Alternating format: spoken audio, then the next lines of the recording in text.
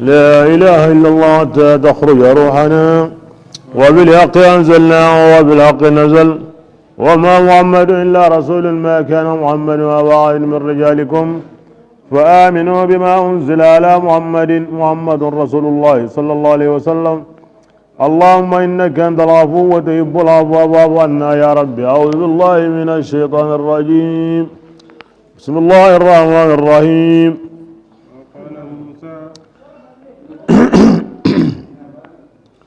فرعون على أوجلي أجر موسى يسرون دعوة بأيوني إما كهم مين نصلي إما كهم مين نجمع التي دعني قصلي علىكم بندي قصلي علىكم بندي كم بعدنا أو إلى الدعوة موسى سرون الله ما غير تويدي إنك توي واسم من أيانا تونكما وقال موسى قد ربنا يا وكما أنك الله أن ينفرعونكم أدي جمانكم سورة مغنى أدو نابرونغا نغارنتا غندي الدنيا كنت بغرين وكما عندك كنيا وساورا إنيا سانكو يموغا بكا دينان كلنغا يا وكما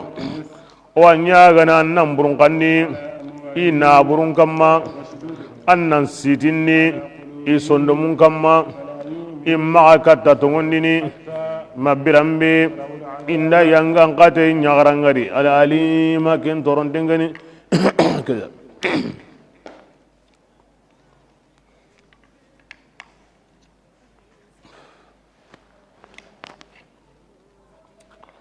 بسم الله يا إبراهيم الله تعالى تي موسى دعني قد أجيبت دعوتكما أيوة إلى غاه اللي دعون جابي أترون هذا تي موسى أنتي من الله تريه اللي دعون جابي أرو هارون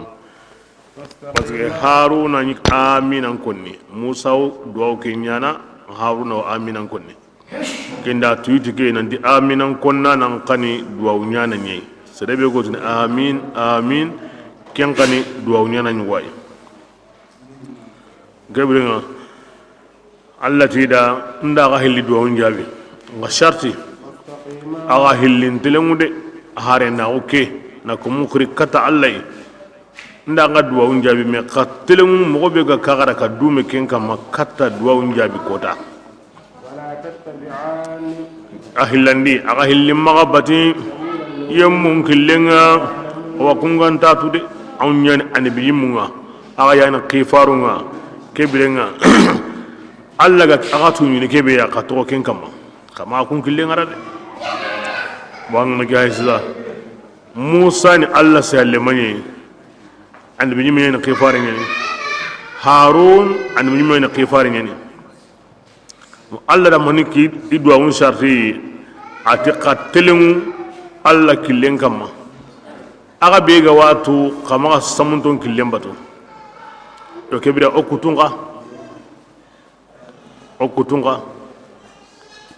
kebira duwa jaben sharti ayuwani annan tilum alla killen kama anga watu mobe annan toki kenga ange ngatu ange na samunton golle men dabari manna honye mi himbe ko to samunton kallenga anayti alla nan duwa on jabi anyi mina haysade Allah sallallahu alaihi wasallam awse ne kama ati yugo ngorni ayun ko lanyin den sankintenni ayiga honni haramenga amini honni haramenga asitu honni haramenga aw taunu en kama ya rabbi ya rabbi ya rabbi fa anna yustajabu lah telli do njabini kenda kambo an ngari mo ngandanya Allah dunga ko nyam mo anga tu mo manga todo Allah ko mugunga Allah halle ya na ya maryam batu na soriyen to kono kebringa anati Allah wa nyimini Musa alayhi salam kini Allah gar aya kabundi be kini ara segun suko ni ken sora doro aniga to kabundi ga kyani diga lagarenga ayra Allah nyaga ambe ga na buren kiniya diga kabani sagunya di kebirenga naburu ku burunga anninya i burunga baka nabura gundi i sunya gidunga i naburu a sunya gidenga asubon kengana bunu kuri sago be nya islamin do islama gondi alla nganya gana maasi kunya islamiya karde maasi nya islamiya karde isondo muku sitin den to inkara kahiriya ala ken gad wawnya ogeda manya gara ke duwawnya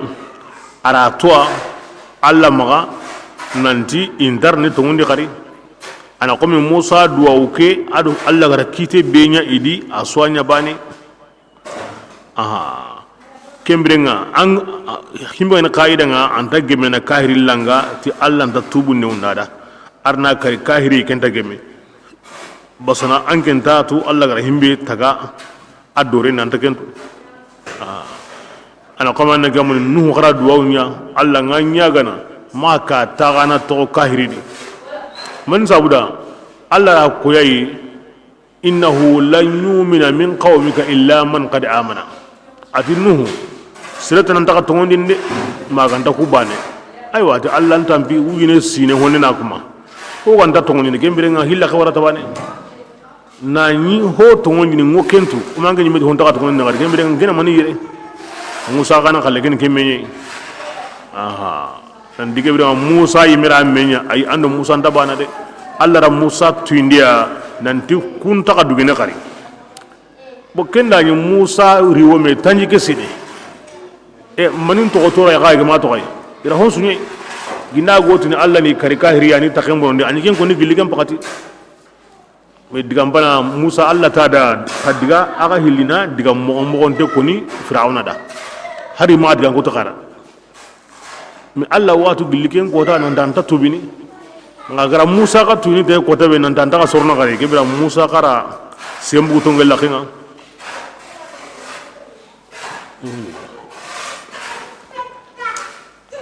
kun kun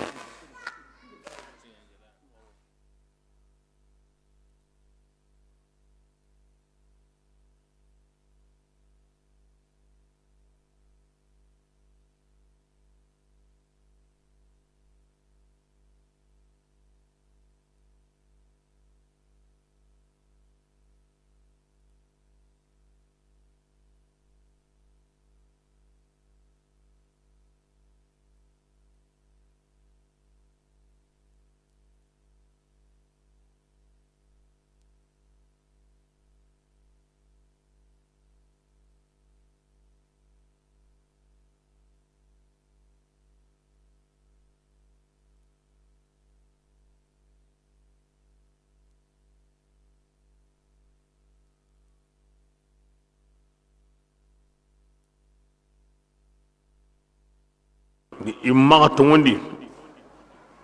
ko anya ke mo wade ke ngur an tadigana serenda anna duwawnya nan di arna kahirin kari kahiriya nani anda la garutu ma kinya kiyani digan jitan denga kyan digan bangan denga tuando menaka bo ina wono musa alla tiri duwawun jabi ke digame kon kota alo musa gara himbe koni anya kota tan nagate sine wo ido menaka man ala gara kenya ay mana kento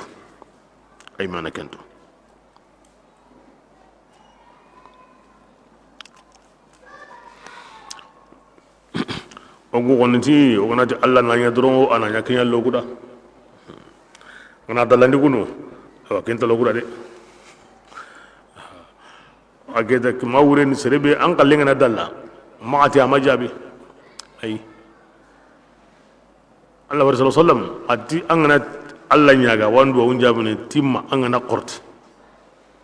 ti qorti ni maniya angana tinda Allah nyaga har samin jabi tan qorti am bona ma anti nkuwa angati yaho analu ngara wakati bi awakinanga analu ngara kini mo be awakina kununi ki hakre ni medallenga batanga Allah nyaga awan jabini aronyana angara mundu mo be awakina ke mo yimedi bane walma warno ando masiba nyugo naga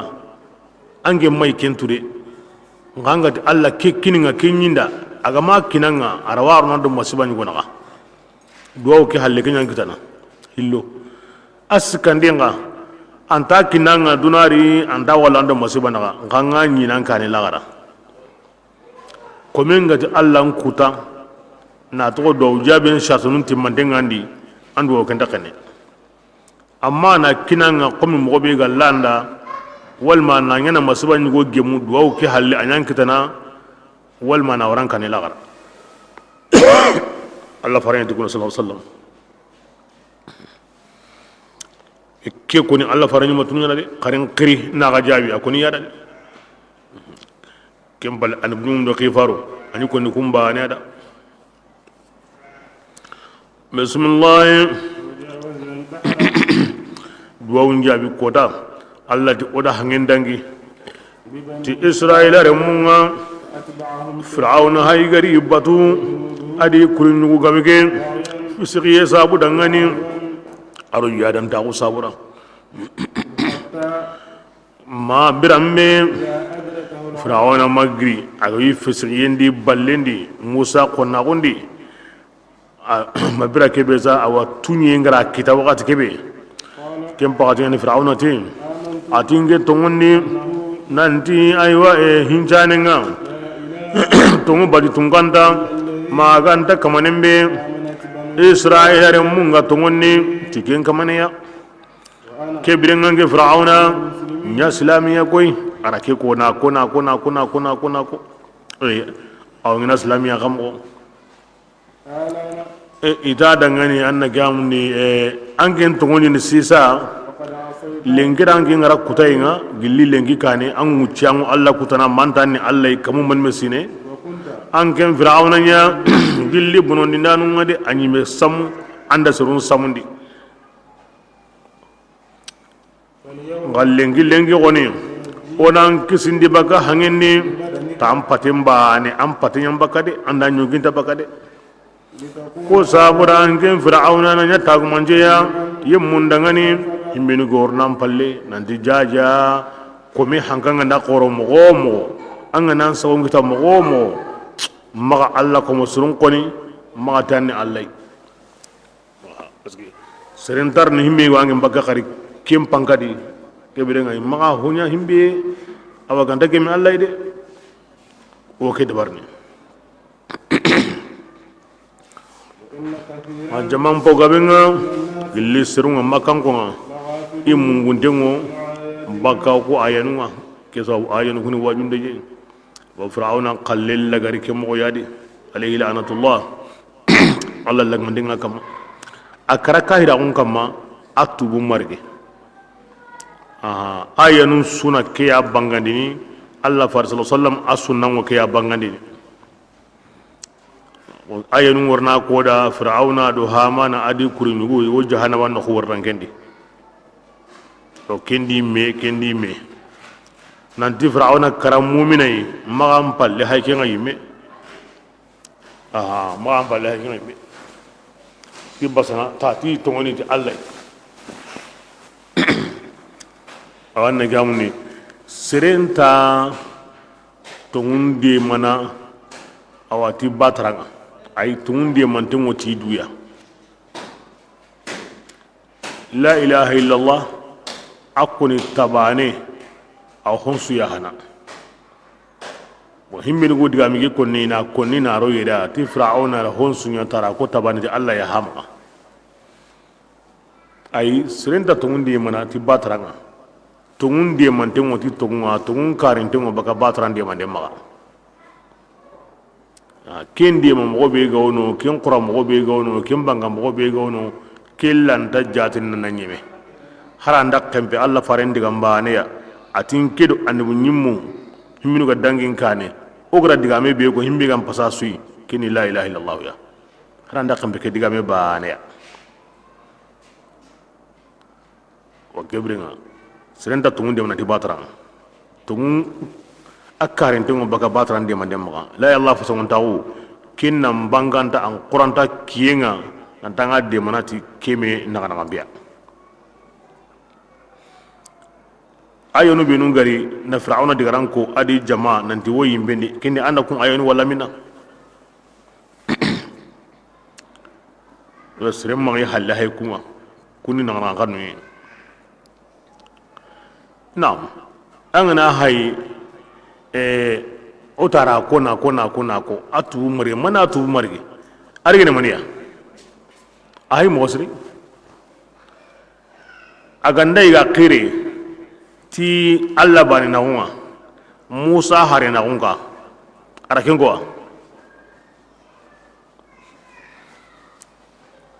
ani minyu ani megande qurain kama qifare nganda ino anganati ashhadu an la ilaha illallah angitu kana wa ashhadu anna musa rasulullah lengi kahri ngane tubini ngaji ashhadu an la ilaha illallah alla faran khabarin ngana kana nganati yo ona ke ngara hina amro salama wondiwa antarno mangande kinya konna qurati kinga lokota mangara qirati muhammad lamin farina wonya nan ko alla ban nan ko ballantarno wa musa ki inde kana kinya ni alla kama ken seroda angana ta ati ara alla ban na onko angana kinga na ngem famu yenga me akonin alla ma sere nan ta qire musa da musa hi me qoto yam balle kata am la gadin to ngondi tik awa anna gamunde awa honga musa sorunga to ngondi anda de musa me to agoti musa kama parce que korte gumunga to ngondi timani o to ngondi musa do haruna kama telma ke kun to ko nenga kota ma anta kun to ko ne ati banu israel hin kamanen ngana kota ma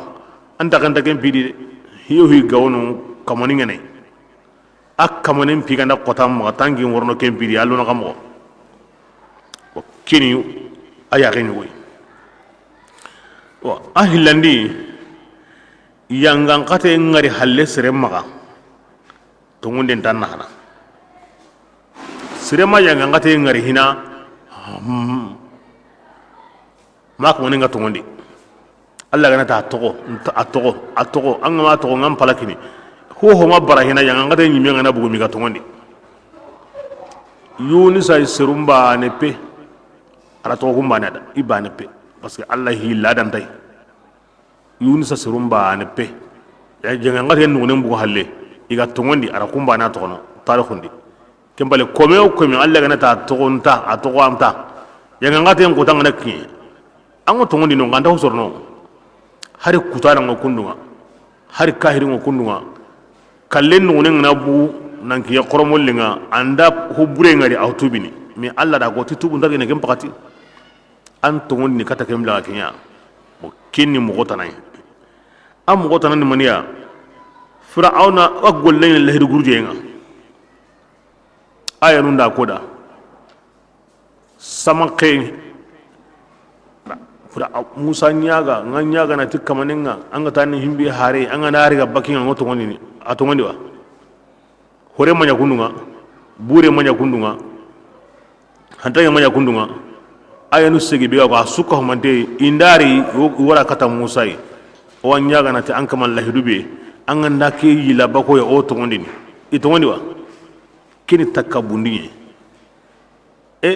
anda lahidu hana guruya hilla sika nagata karagatu munyeru segu kini kabundi tamanu masine no gondi manna hakare ngodo ako en nandi kemi gana dangi kare aw balla kebida fir'auna tubulli gambalagu sabu ngabe ngene ona kempende dono ama qirete musa haragunga bo kini qaida nga kini sharia qaida nga bo himbe gani hakare qaida nga kinga benni hakare nga ko ni tunde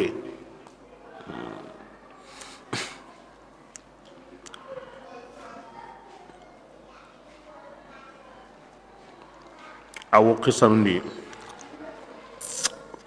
malika jibril sallallahu alaihi wasallam ko ta yille nani adamare min ngari kata fir'auna ar yumara wasay nyuguri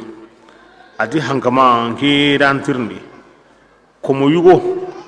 awi kamanyugo na burendi sagondi lungundi ara wari neman sudi haranta to komeya nga komeke wakati nga dalla ara nema ke fisiri ngallahu ati kama mahar bane suri geda wa ike imane kamanyugo nga ikamane kini komeye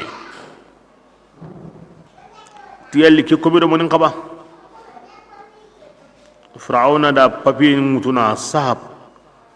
nanti ike awa Fir'auna wotini ke kome muso himbe ga bugu ikamanyugo ngalakandi kundu ke kamanyugo be gari kamanyugo neman fisiri ngallahu kundu ike yumara wasaye na riga hange be hay kamballe ke nandiga tunyindadi maga kara adi pape liga kani ngi yumara wasaye aga inge jamane ne khadiga mundu ana sitna wara hange ke ma kara ay mi anda kundu alla da honsunya da atin geni kaman korenga ke bida ke ngorne mani alla ni kaman tuguni ginda alla ga wono don kyani ho korenga ke sabra na to jindi awlo nan bakenga malika na pabe ke wara ya ga ngure ay mena hay anyi mi gara jawu be konde anyi manan kiten kutude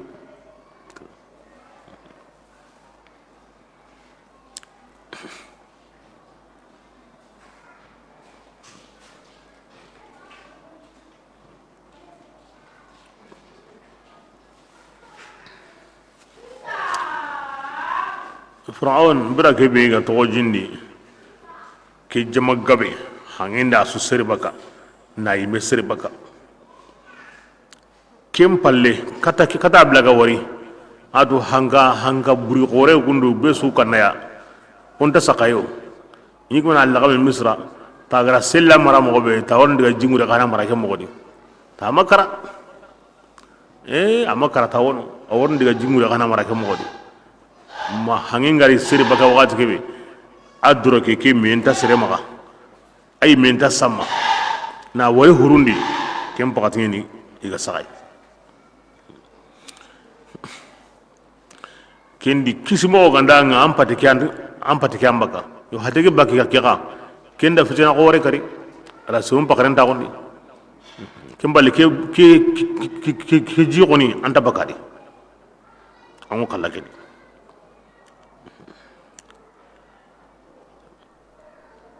بسم الله أدي والله وكتون كان تاغني إسرائيل رمونا أتمو تاغو دينغرين ودي فرعون هلك هلي ودي ورا الشامي إبو ورا قسي أدون مصر يقبون خبي نيكما غندينو إلى سهنكما ودي ورجغا جلي أيوة حسننا كب إمام ميسوري هون تقولوا موسى باتي هون كافر وكم من يعبدا ما برمبي تواغون غرويا يا رسول الله yang kamanga aw kitini ido me dagandini sigen kodanga hodi iganya iga umme so en kinni mekana bisadiq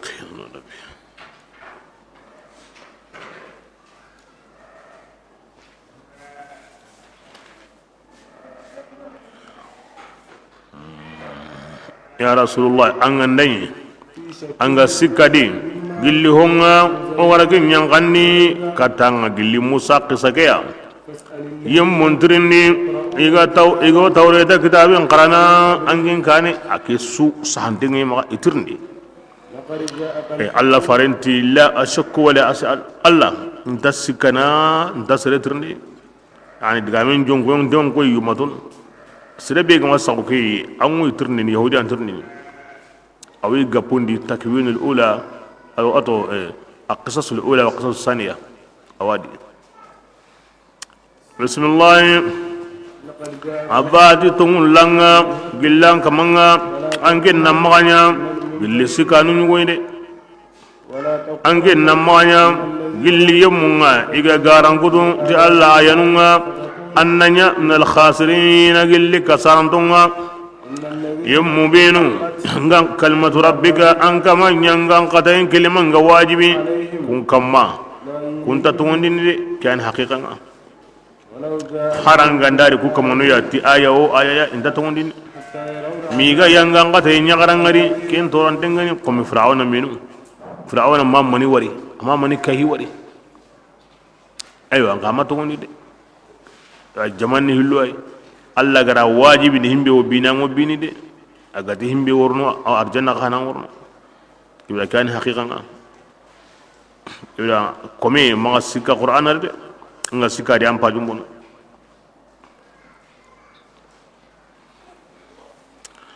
bismillah فلولا كانت قرية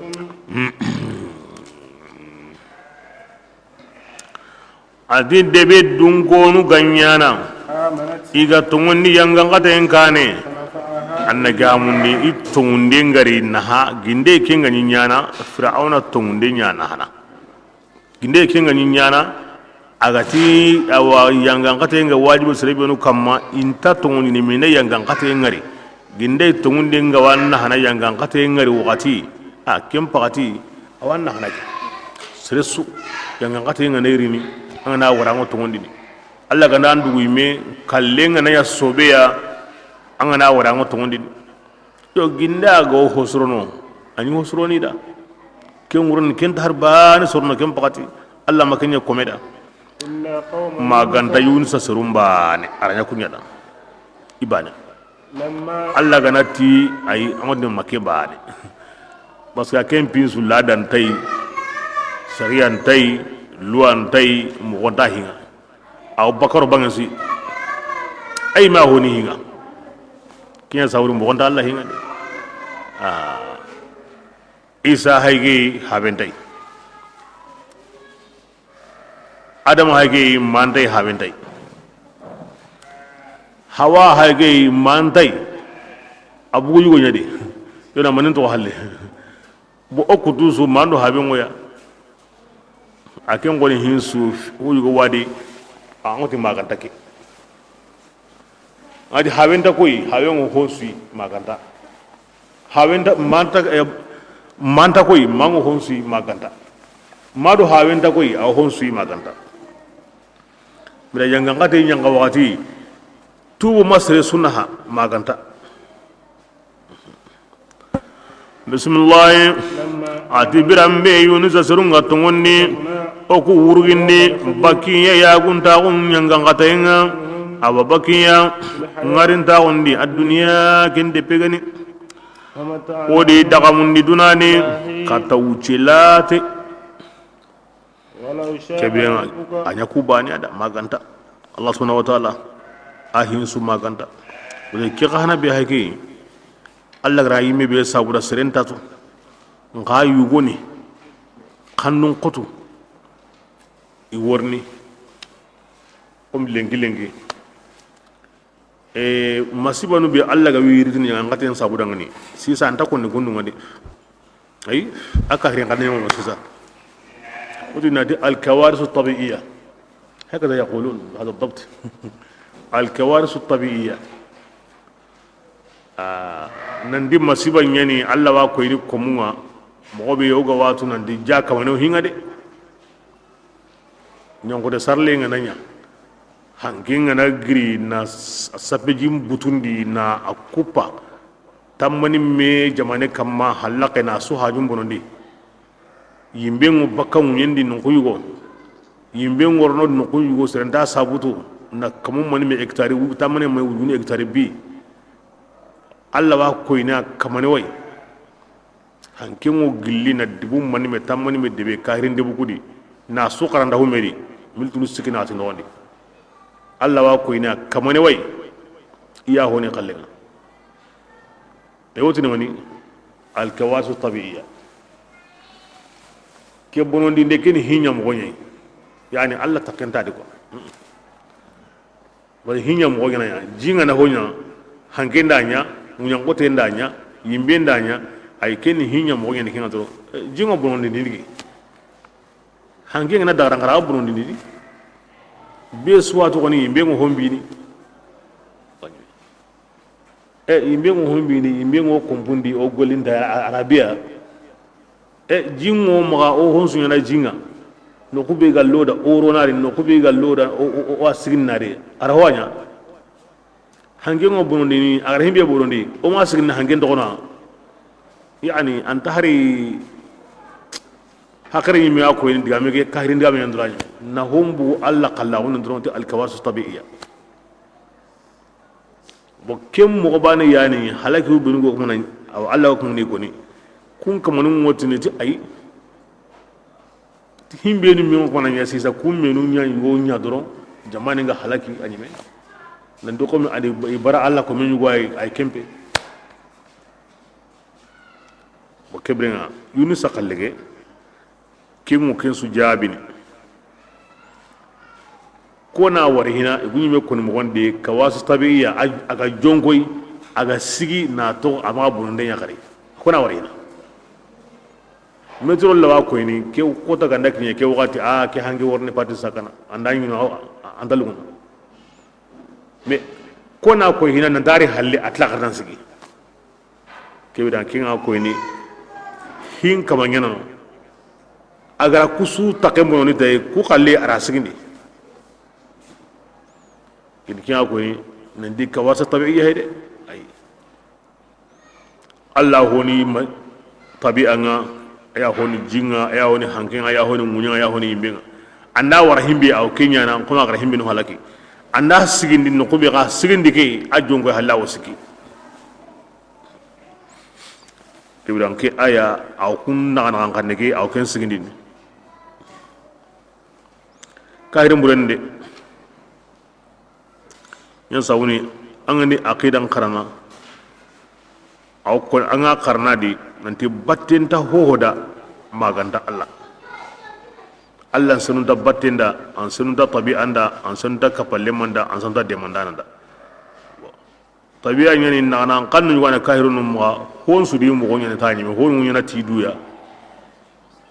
hon mu yana tidu kiro kenda nya kyo nyana kiro kenda nya kyo nyana kiro kenda nya kyo nyana ni Allah hin tari hon tari bismillah ya rasulullah kama ngana kanu yemmen sun tongondini kenga munyendi asu la amana man fil ardi bane kulluhum hillu jami'an suko da kuyanga na quranda nda lungu alla da honsu ni tongondini honsu mi kema lunga da de kembire ma hamla min anke nyana sirun naqini ni warahu alla ma himbi kanu kinya ni timi ganya atungunda nui kenta nyana de yani alla gar himbi ko daru harisun alaikum hammi be go alla farendi ni komunnan tubi kemba ne ara wa saqara o gilli birin alla wa ta'ala allaka ba khawun nafsika anke mo ko minan du kariti matondi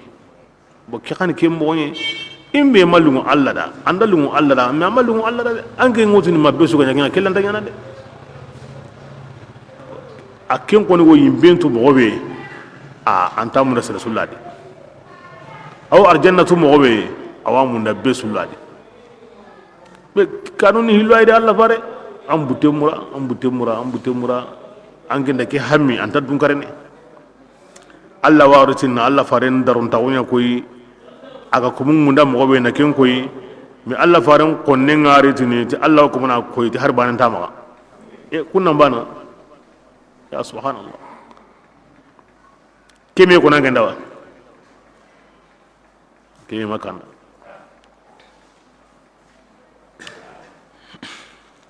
ana sen dagi to qarna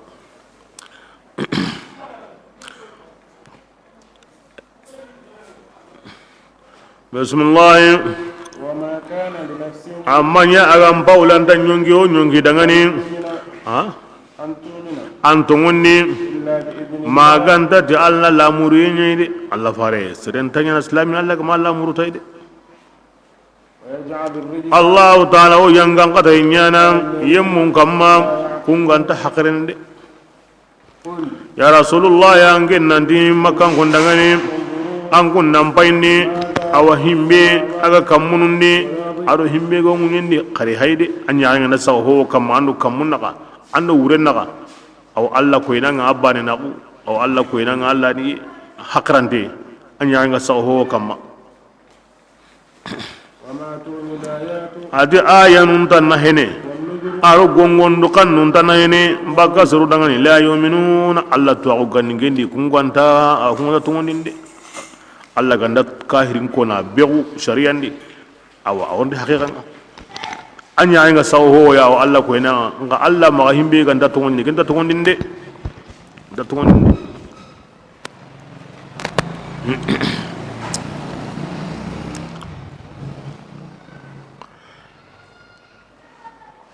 Yunus Seru alayhi salatu wasalam Yunus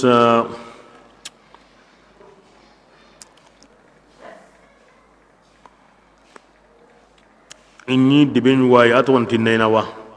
aw muslimu nyindi Iraq jamane be gono adde be qore nyugo yani musliya har lenki nena wani hoye ñugoya asrekli ñugoya jama burebe gonu sisa Daesh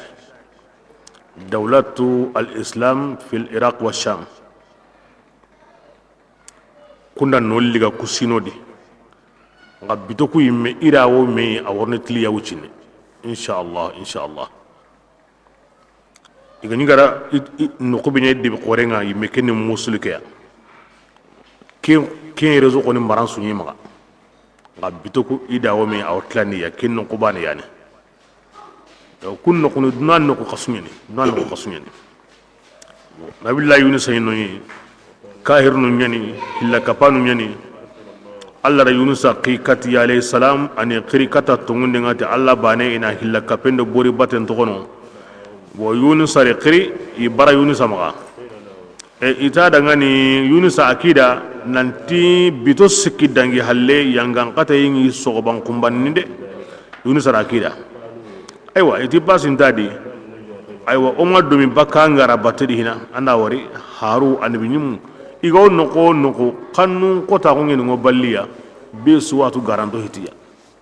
oma buganga rabatedi hina kebirenga ona hay aywa oiti meda ona hay anda wi debeke har banen tanyana agama wire ke bidenga karatu agar himbe go tungnyande parce que ira ken tudo himmo nga lada nyani halaki ngande nyana an nyimendi suru inta wi debendi do ken to kenni alla lada kasenga uro no nga kinye yunus abu awa iro menaga bila kebe illenga kare aywa yangan kata indi ikori do no konsuya abidi marina lima ga tinto yonkolanga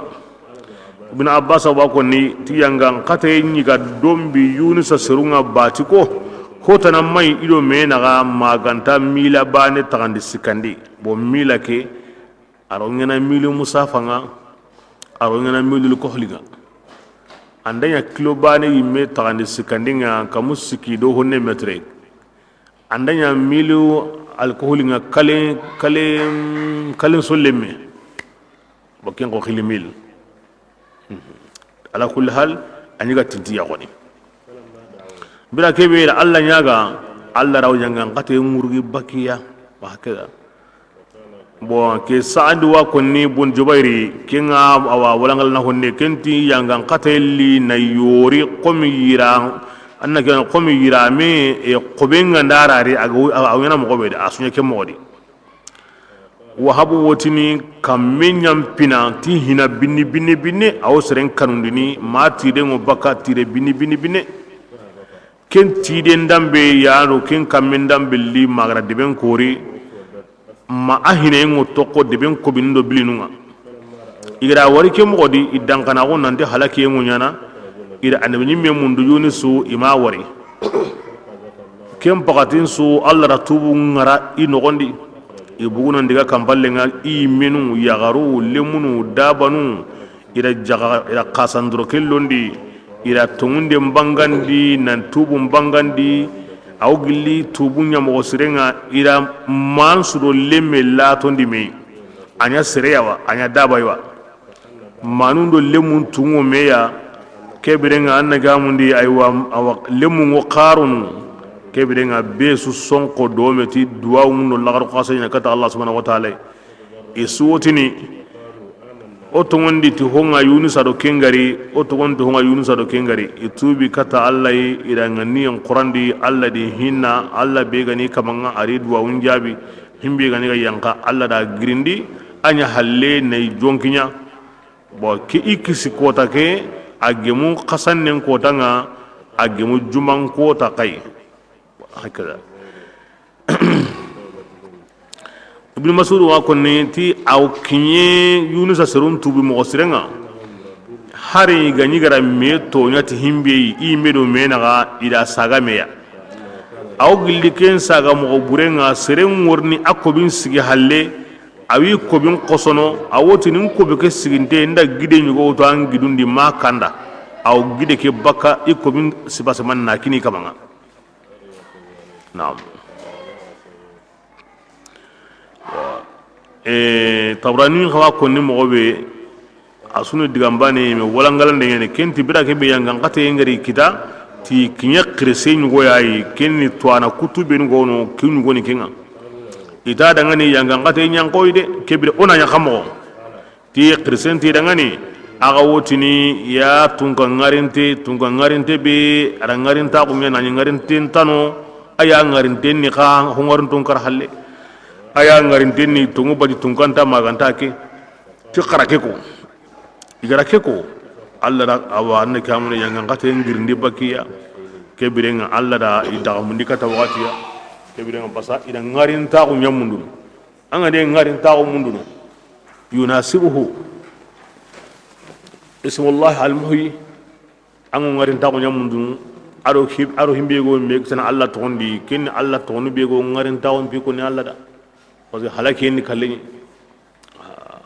ibn Allah nyaga ti ngarinta ko ngarinta ko kasebe ngani kundunga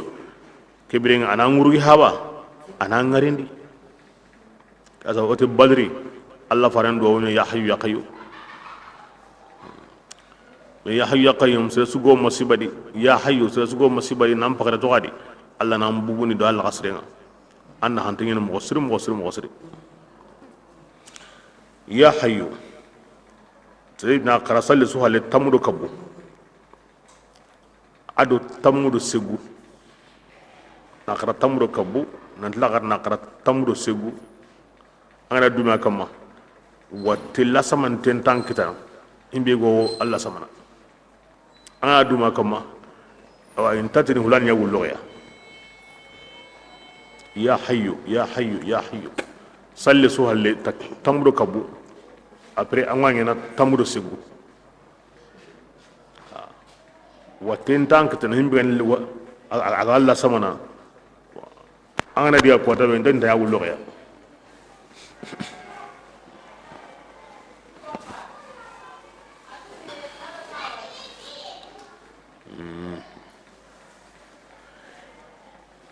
aganya kim woni aywa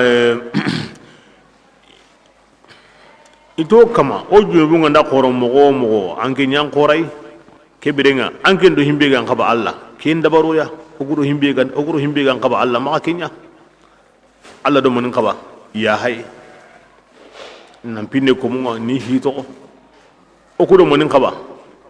no halakita no takemborondi ke anke no himbe gan khaba Allah kin dabari oguro himbe gan khaba kin to kono kini do wonu goy awa yunus agabu aywa aw kamana yangan kata en tangi oti wuronde abugo awa aga kuma yangan kata en dugu harba ne manya aywa ita dangani yunus da wahanya sage katande binga atin kama nge sage na kammo anya anda harongo hamad diga minga tin muce magara hina nganda diga kembirenga iwotu ni garantenga de garenta ne hukumma de angana garen kutu hukumma nani shedan tamma inan kalliya de kinyeni illa danga angana garen kono kutu asabati nan di garen ni wan kalli wa kebirenga aywa ana kemo ko sa aywa abutun tem diga baka de begedi adigaro hure ni godi mida kebe hure nga kinya hangen na kanenga ba wa mun nan kute awakata farsa bangenga ay wa ne gamu huren kinya hangen daga nga bane huren sigi ikulla dan ngani kebe ya huren ngana sigi a konin tanya na bada ma ko wurunte ganda yadi ya gare murunte le murunte ko wurunte huren ngana kinya na nda sigi aywa huren nga sigi koni ko awa ko muru e kontinu ni kenga parce que anda tu himbe go nyana atu indeni besuti he o riso kunun dabari ay abugu yunus kama ira wutuna sir hangendi hakaza basana anga bara sikai mbonu yi ma go kenda barna iganda dabari aw gemeta kama besuti he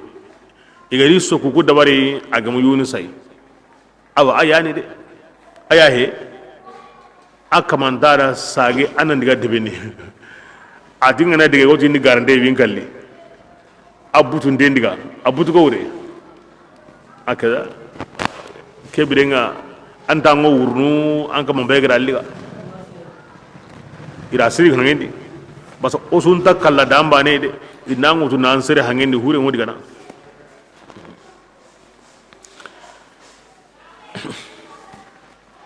ida sere bane awa hotu ndatuni hotu otu ni nyare nyani parce que hotu kelima bana nda jiran so anu ni me nyare ni wo hangendi te hotu aduran to yani kinga aya an kora mo siri an kora mo siri hangen pokabi ke nyare kana to ndi al hotu akoni gara hongar de ngari illi ne bana ga ma to ne ndala ya ken qur'ana abala ga ni mo siri nyere nda to ni me nyere ni wono aya golen to ni ndinga honu wa qilime ti yuni sayre ke hotu kan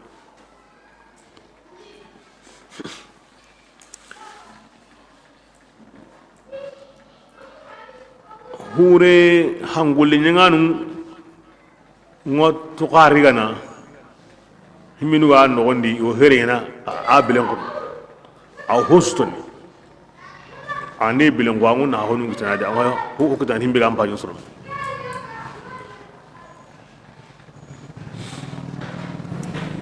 kem balli ala allah kri comme aya warna ko ni mo be bitun sikidi ti la ilaha illa anta subhanaka inni kuntu minadh zalimin allah la duwa on jabi na bundi nyegen no gondi agara wuce be nya allah awa allah warni kun kutunya ga koni katakane igara yite be senu nda kama asage mo kati iserunga aywa nanti jamanga ni haqbe ya aw ken sukoni ayanundi inyagali tay ira qanu itungondi tay kebirenga anake modi akinyagali wo sere suda anga sage katan kamanga anga nimisa angolli burendi parce que allah o tubul ligana komen suda aw ya hene baka huburen sudi nyagali aw tuba nan suda allah bes tubul ligana nga maga sigi ankinye dango singa de ara kenya yunza surumba ne da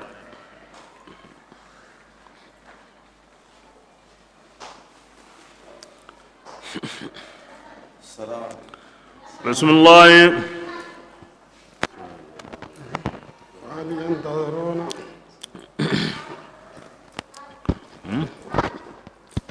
فهل ينتظرون adi answer kunta ho tangini ti garangutu yenga ma ganda yemmun ko tammenu kunga dangi ikane gilli jaman dangi ndonga angotu ni dangani angunna ken tangi gema wala minga ngio gilli tangi kom nyugoi aga dangani ثم di tangi ndem palle nuna jero sulana ogutunga ngokisindini okomunga ado yemmu benu iga tongondi kappa kom kappa harunga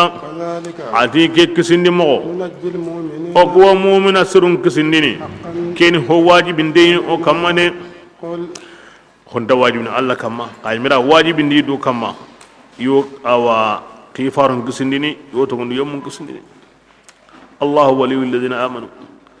ya rasulullah yangen nandi ya magango anku ngandani aga sikadi gilinge dinanga nandi tungunyen islam awo ken sikanga wa gadi koni ألا aywa kebirenga kharaken sikam bu agarde nanti on taaguna hay awo sagene no nyo khalle gerew kedi anke goye awa arange dina kurumba aw baki khalle gedi القرآن دي الله فاره فلا عبد الذين كنترنهم بتو أنكم كم بتونو قل الله تنايد ما تهم بيجنا الله بتو أسوك من باني نانيم كوني الله تناعا غامبا كنترن ساقي كتاع خلي كده ولكن تانكنا مني بتونو أتينجو بتوني الله ياي الله نكوي أتي الله نكمنيا هم بيجا وانكم خلي كيا توني الله kebira beswa to gori himbe ga kalli jongone hangamo gendi de himbe ga kalli ani mo kala antalanda amma da am pawara alle menda nyake mo kala njonde antalanda an sentadi boru nu binu ga ma ga tukunni kamane aw nyani jondi manna ga ntatu ni datti amma sigankara ken digambane lakin damigha wa fahima awo digalle ma awa kinyana ma asembenga sehenda maka parce que kalle be ga worni bori be ga wono ana gemuna hay Allah ni koy himbe ga wa kalli kinyana Allah kebire ngan kena kenya batu digan deppe nga pat sakana hanga ngar bismillah wa umiritu iringe mawla min ya mari nan dingenya gilli tondi yemunga itinda qari anya galaqin jatin telemundi kawa dinan dangani annam nyengi baka dinan suma kata dina ke bane da kana kinda itinda angen nam maganya illa kapanunga itinda maga hobatude kingan alla tanai angana batu antan nahana angama batu antan turun ila kukinda itinda tinganda hilla kape dabari ti ange mahulamini kembiranga andandu tonya de ira kekinda itinda ngani ti alla ganda an mimi mahulamini ti torai alla ganda tora katindanga nan korindi nan ngatundi ti wurgindanta alla toranga de mai meganda girndi kota bede itinda ngani ti alla ganda alla muru ti khairi o khairiya ankiti ansa ansagonya ti sagandanta alla fasonta kunda de di fadlihi asranda an waunta kinanga ti alla o yemmen kitandini ti khairinga agara kanu kenda gilli komunga Allah taala aken qona ni qafrananga ayani hinnanga ida kwa kingida kebirenga kudan kun kallinta bana de ngew holonge de anko holonge di kebira kubiya ko Allah farenda aywa kiyango ni yumaton sura de abani makre kre tay de ona toa nanti hinganda sorno himbi halle kingo jongini Allah farenga kini kyan ko ntenna yumaton su ko montenda Allah be go kalli kimbane batu nyam mu'minai sigiti dina ke annan yenge baka huburen sui annan tilemu ta bane an sullo dina ke sudi annan suka monte nyai maganya hilla kapana de ma Allah tanabatu de angana batu harbana anta sornanda angama batu harbana nyana wanga makenya andan du torofu parce que anna tokono mani ya ngoti kiyo kundu Allah ti tongunta de ike ganda himbe kinyanga hor ndabaka ngami yime inda buganga inda himbe kinanga nan suranda hu horantari ganan harbane kebirenga junubun ta qoroni keda ikya to ne ta qafarana hinne ngono kono ku ikya honi da kyan koni yumaton su ka monteda kyani osu wajibinga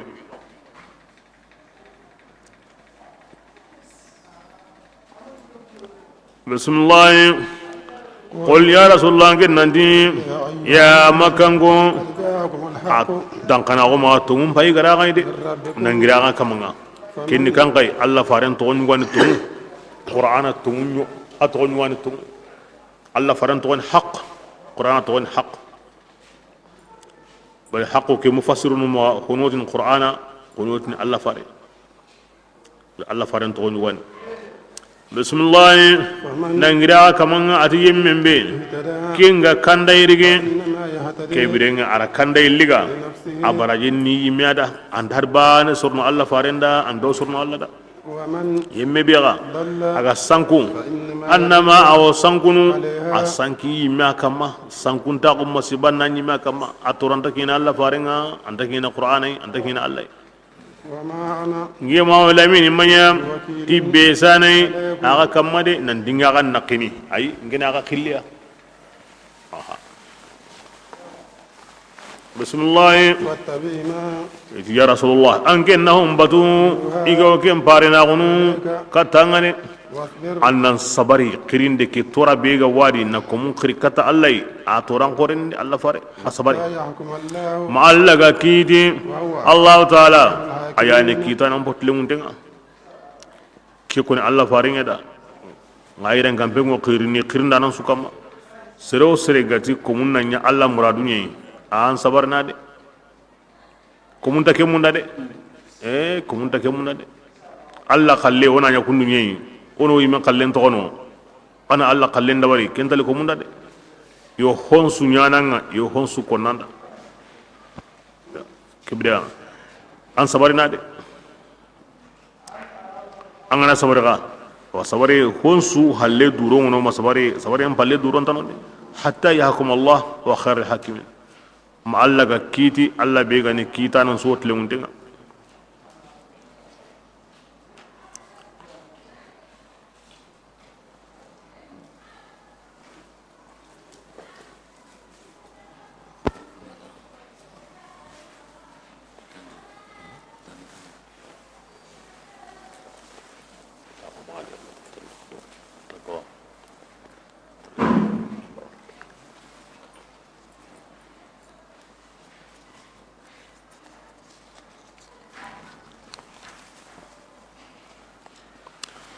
بسم الله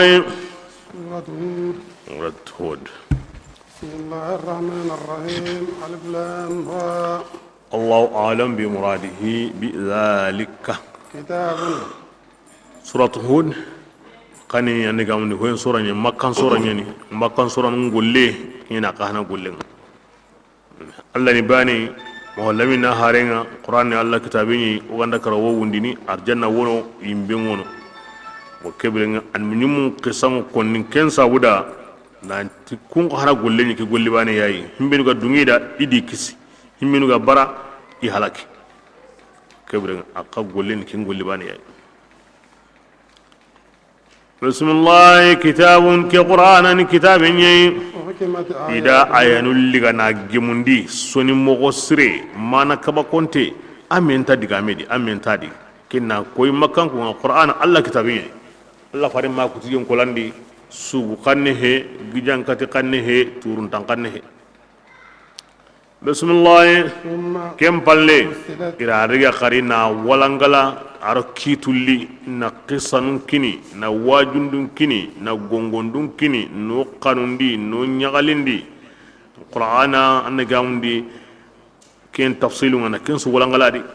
anda waten koni ana saharen koni ana hoju koni angane ken nyana ke waten tankitana bismillah لدن حكيم kebirenga angana qur'ana hay anga tunu agri hintuana qoreani خبير himbe go honsu kanida halleto kinni ko Allah wal hakim al khabir parce que serun diga mo gasingeni kona ke kanda angna tinda ke diga america hintuana qore o sakai o ari gano kitum pilliya hulano hitu koy donc pour in sakai Allah farim paso Allah tana kida Qur'an green min ladun hakim khabir ahkamul hukama hontuana an samu dengo kinga de kebe Allah na hudu dinan tay khabiru gawno aw yagatu honga ki qoni aw ki kanira haletu ay ki mo Allah halle da Qur'an green wona Qur'an wara kiyo kiyadi min ladun hakimin khabir bismillah ألا تعبدوا kebirenga qur'ana to da muni kama ho banina maganta Allah ta'ala إنني atora mani nanti nge maholamini ngeni gongondane aga dangani wangiri alla yayi aganda kafirago وبشير adon ngeni nyagalinda nanye aga dangani aganda tongondi basirungo kuma Allah honne akuma fami kebirenga alla commencé aw bisharan ko nda bate honne nyagalin ko nda bate nyagal angana tongoni manna hane aljana won Allah faran to ngwani an-nadhir atogni wani al-bashir bismillah وأن ado qur'ana wotini odangani استغفروا kaka farige simundu aga kamanga baka hilla kapendi kempalle agan sage kata Allah iti ya maribatinga ana kya konno da kana ka bu hilla kapendi agan sage na Allah batu akyo konni yawa ayanga yanka himberu kama aw facarni kunda ke mogodi amma ngane islami ga bo islami istighfarun yani anna gamundi awa junubu bi anga wanyana Allah na ya bo islamin tubunni nan sage baka junubu kedi kebrenga na gulli siren dabari nan nimisadi nara kawara ken islamin tubu ay istighfarun junubu bi anga ranya Allah na kenya na kun ko da hilla kapanu kun istighfarun nan bo hilla kapendi kun tubunni ina Allah batu bismillah aga ganda kenya de Allah na gadda gamundi dunadi daga mundiya a ken sirenni de ndawari istighfarun na hanga dunadi angane istighfarun yana angina sabu Allah woduna daga mesiren kinanga bira mo sire war jaga yurubante lagahiya Allah ganda kebe kinanga ango dungene tikinga basiro sari katubi kata Allah yi ambati yin qur'ana Allah da ango birne lagahiyandi aro tumayndi aro dumayndi yaho haranda ni harbanen tamma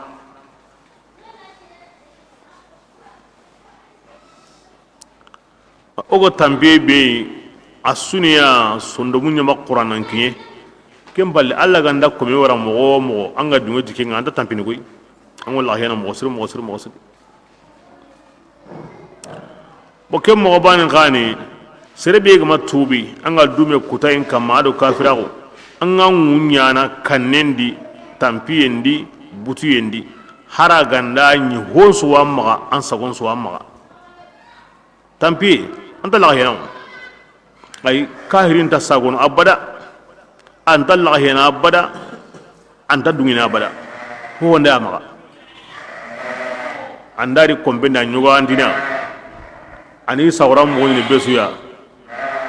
waske himbe ga wono amma sa usrasu ho ga wa maga amaga ay me ya go kumenga anda to kunari Allah wa hammin wa kinanga kinanga angana sagbane anya ga na kumme go yayi anda ampo ke sunta kempaka anta tumina bada an sonu mo Allah hina bada basire sugani kahiringa an ke mogodi sire sugani kutananga hadi duna suganda amma an ke mogodi bire so an yaga na kummenyu gwai anda an po kasunta haka watsu kiyani Allah gatin on sage kati yanga nan dukini Allah ibane kuma wannan bo bakan an wulla hiyana an patinda an pakarendi an tumina an patinda an pakarendi ho amma antum manteni hontam magawo antum manteni kinga na dangi la gahiya anta biram godi yimbengo biram go be halle wasa ko ndingo dunani mu'minan kasonyi kahiri arjanna yani ya komeni hakarato kafar gese mundi endi aro tubundi anduna na hangadi Allah gara na hangadi astaghfirullah bismillah ana gadda mun ni dunani ka tawuceya ken kon denga ma ka tankara wuce ngona annaka nya Allah yadi kallenga ndanya ga Allah na aywa golle sire dunge be suku i golle sire ke annaka hamundi abarajinga nya anta yiti kulli zi fadlin golle sire gumi fadlahu kenin honkari to nyimi zi fadli sure nga nya sire benuda Allah ga masuro komeda Allah ta Allah batunde Allah ga masuro komeda anta kandene de kibrenga sure nga himbe ne yo kun sukunu fadlahu isron taun wala kome Allah garange mun sawaba nga asuranda koy anda kiti himbe kamati kenta nay aranya gundi ko bismillah fa in tawallaw gilli taga wa imma kan nganda halla koy an wotuni dange mawlamini ngew kanna aga kamma kota yangan kate ken toronte ni la gara kota awa sage dingiranga aw kata Allah taala la niya nanyani hon suka mun dem made ke ya komenna keto ko makan ko nyadan ka wodo be soy ala na'am to nyani innahum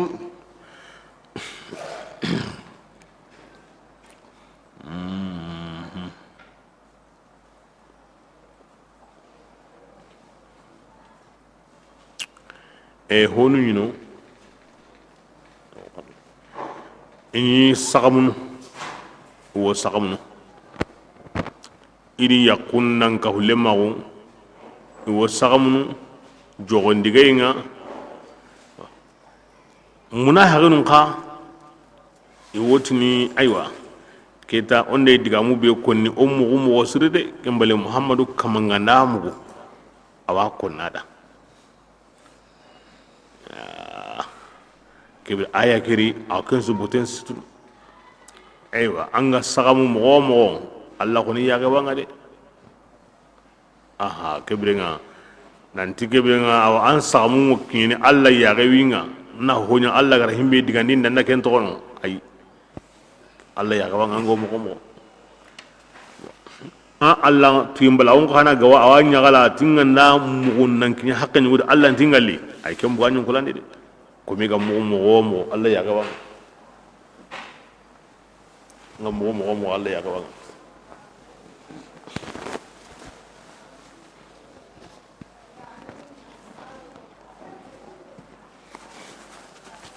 anga ya mo Allah subhanahu wa ta'ala ya gawa ayanu kuri nakin walangala nakin ya ango serun ngani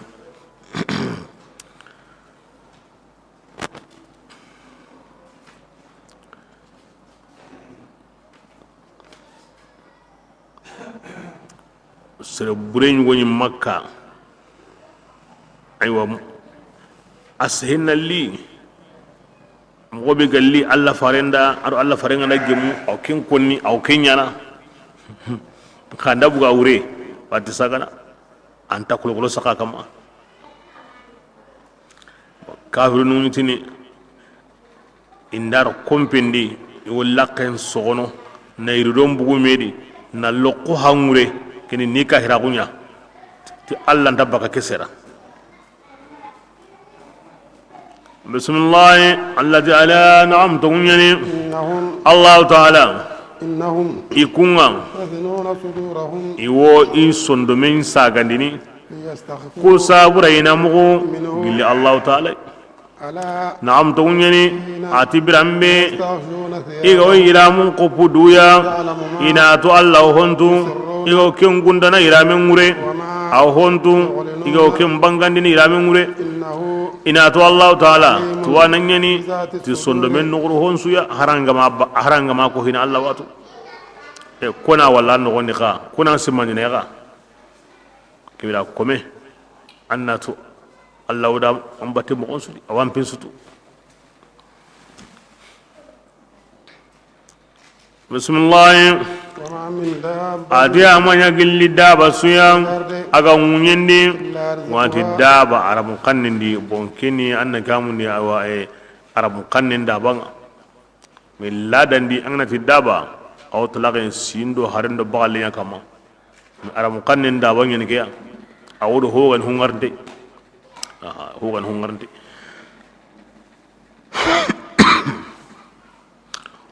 hungarde gono annatu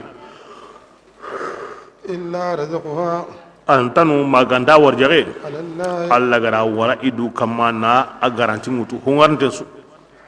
wa ya'lam mustaqarraha arakin su du kebiringa ani brandi na kambo atinam aga sabati no kobe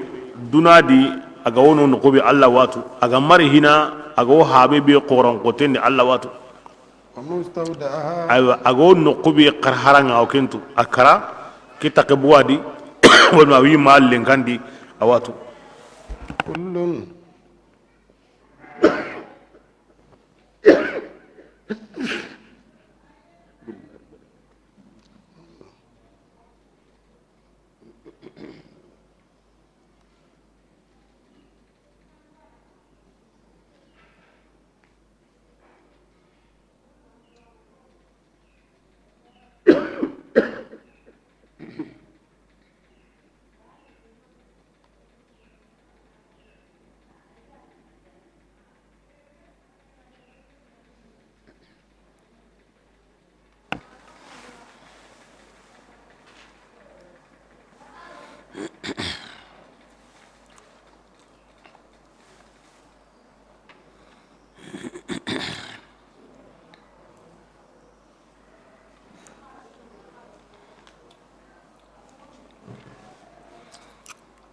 illa ala allah rizquha honda wajibin allah kamman ka yimme da ke sanka on mutu na garanti mutu nan diwa dabar ne anta sogina ka alake arawnyana min illa min allah rizquha hongarin gano awad jago gilli allah katay ago no kube awan no kunta awan yinino har ginda aga mari hina aga wo i haba koron kotendi aga wayen no kube ga akaraken takebwadi awatu kewlen kandi awatu awan yinino aranya alay mun sabuda ku sabuda komen na sagu allah dadai nam pinkin allah dadai haranganda biramu on sabununya maka tugu kun kamma anna sago allah nanti allah na sabu kisro dina maga kebrenga na sabun dabari kini ya mari batu yin komen na bramu on sabun dabari kini ya mari batu yin ito na kinyanya basa komi gollin balin tali allah da komi be ganta honyana antali allah da inna allaha yakrahu al-abd al-battal annahu nya nka magati ho kana magati golli kana kininga de ay golle ganta kininga de ani mi yagantay anga kitere sokengeri anga to ho anta tenu an sokontanga annanga sitintanga sagangi nan kisene nonye anga to ho anta tenu anga yimi wango bakana to kono allo gure munde nyimerna to kono ngamo kita karlanga anga to hono an karantanga an nanga sitintanga nga angu himbi to andametu yo ngalo karangundi de nga di gore ngone diga sakandi de nge sogono na ile kita anda guniya de ango sabun dabarni iro warakini ndaba mundinya aw amara ndina de yani ndabaka kamuni na nyiran kamma asabun dabari ngango sakai alla na sabu kisro ndini maga ntanya na ngo khatawdi alla yunkuna ngo khatawndi kembe wanga nanya kinyana kinanga alla mpita kenta di ngo khatawndi nanya nanti alla na suro ndini maga kinyangi musawaba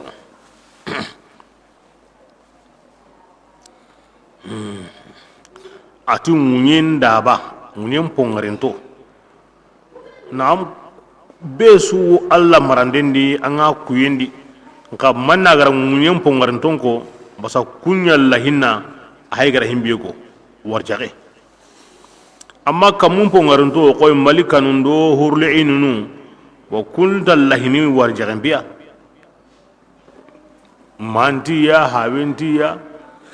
inta yigine inta minni inta sarero ni duy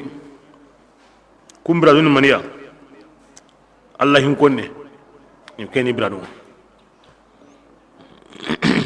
allah kadi to ago jundi kenga koy onegu mo ke kebrega munyen da banu nyantini yigande dulle nginga mo yigande munduno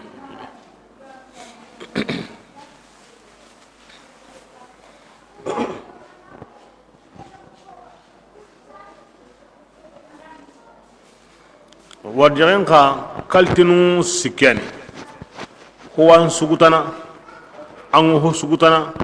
ando ho memundunu asireni wono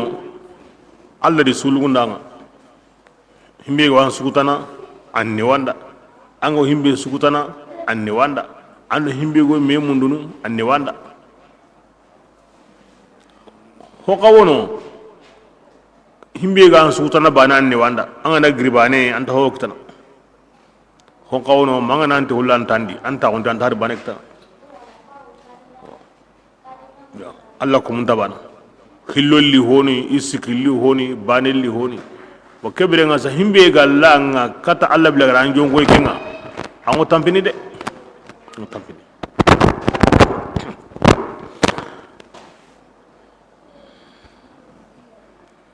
qissa gabe were nanti Allah yo komun kono indai no kusu igandai mo kusudi akisanga benni akisanga benni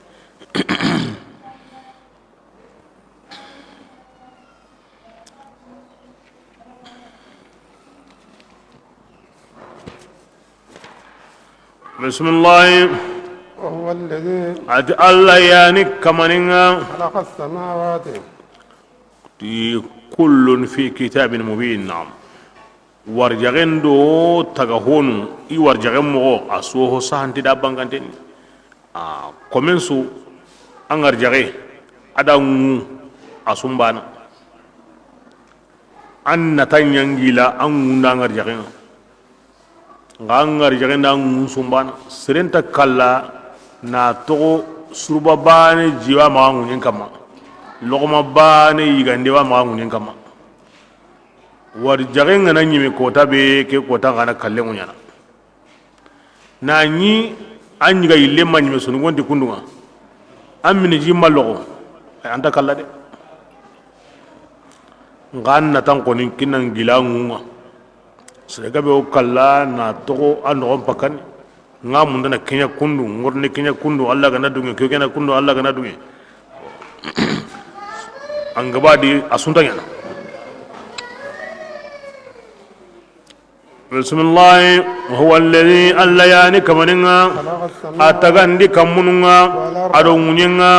bitotumi uchemedi na udu alhadimme kata jumamme Allah la arshinya awanna gamuni kamundo munyen taga inkani ani jinya kamundi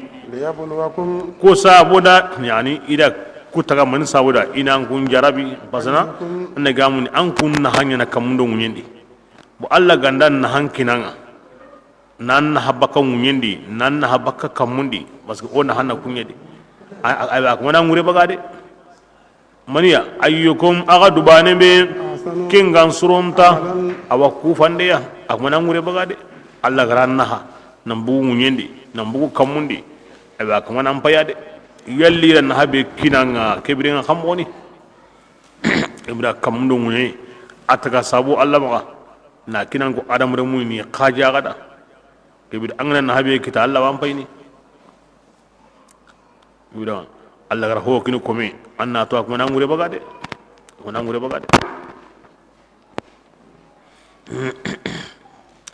Allah subhanahu wa ta'ala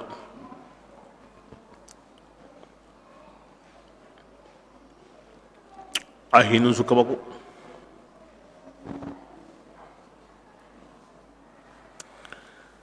aya begara Quran dan da hin suni kiyama asu sahantengo imaga gilla gamanya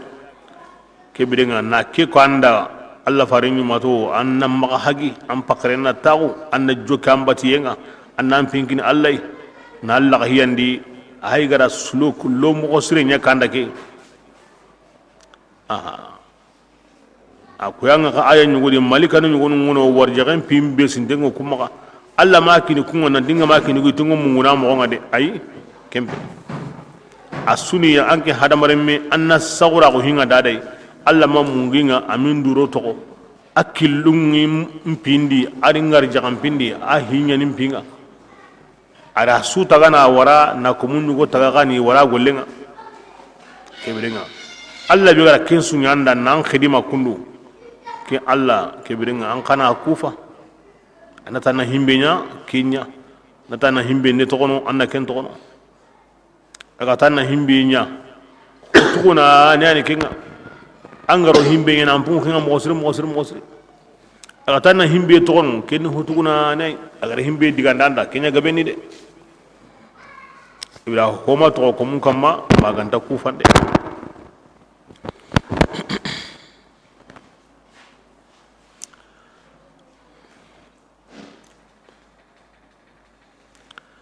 ti alla la arsini jin kamma bo homay ido mena gade ay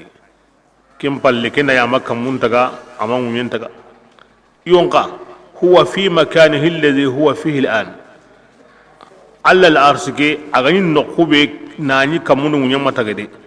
awu nonye sisa kampatu nyeri kamundi jinga be alla gara taga la si tagayen awa alla gara taga kem palle na kamunu yentaga bo jinga wo idingiranga kenni mani nyam patu nyeri wure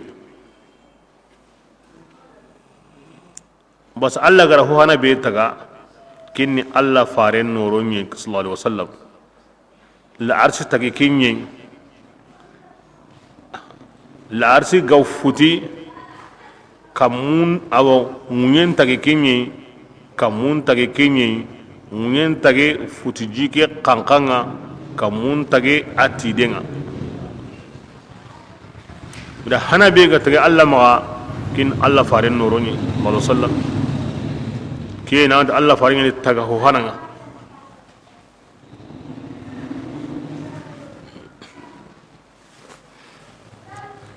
ake diga men ta saka Allah farin qonnun to ko ay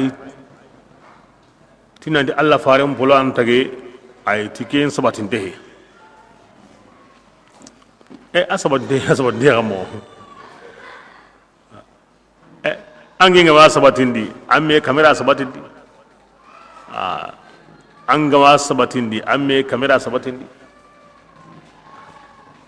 asabatindi ngema nandi Allah farenda ko ya anas awwal ma khalaqa rabbuka nuru nabiyika asabatindi ngema nda nyi ka asabatindi hadisi sabatenda sabatin balawo hoga ma sabatindi hora sabatindi gebirin anna kumpilla konye hoga ma sabatindi na kemba ne gona bane to ko kebirin jukku bure be go to ana burundi kendi kenya at-taslih kiya sabuna ngana kitabun bay inda hadisi ngol hulanda sabatindi hulandi bagamba ganyeni hulanda jitandi hulanda allahundi bo kenya qur'an ta ko ahimbe ma minan kendi anna kemba bane ngata bambane ko bo kenni tuwanu njuku bure nyugo kenda siri anga otunu kitabe beedi ta masaha ken kitabe wa sahana kana ndi hulanda sahandi mananga nday ngoni baskira obugu bitinya di na bezo akhir langoy na koy nandi ho on tanu nanti osuge mu kendi himbe ga koni himbe yimen ka mawo ken so akoni honso kundu honso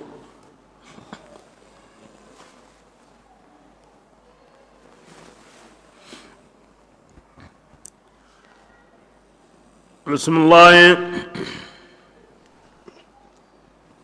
ولا إن قلت قل نتي إنكم نندي أنكما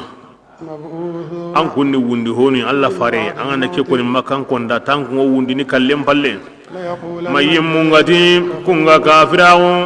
كي قرآن بيغو تنوغان دا كراتو وندي نك قرآن كمان هو سيا ما غاندا كروتيني أكروتاهم بانغانتيني هونوا آخرنا إن هذا إلا ساحر يغو بيغو تني توغان دا كراتو وندي نك كروتين دانا نيني غورو كوي الله فاري بسم الله إن أخرنا العذاب أوغاندا يانغان قطع هندوغندي بكياغا كتا وچي كينجاتين تنغو مغا ميغاتي كينغادي manna hubusini ga gantanyana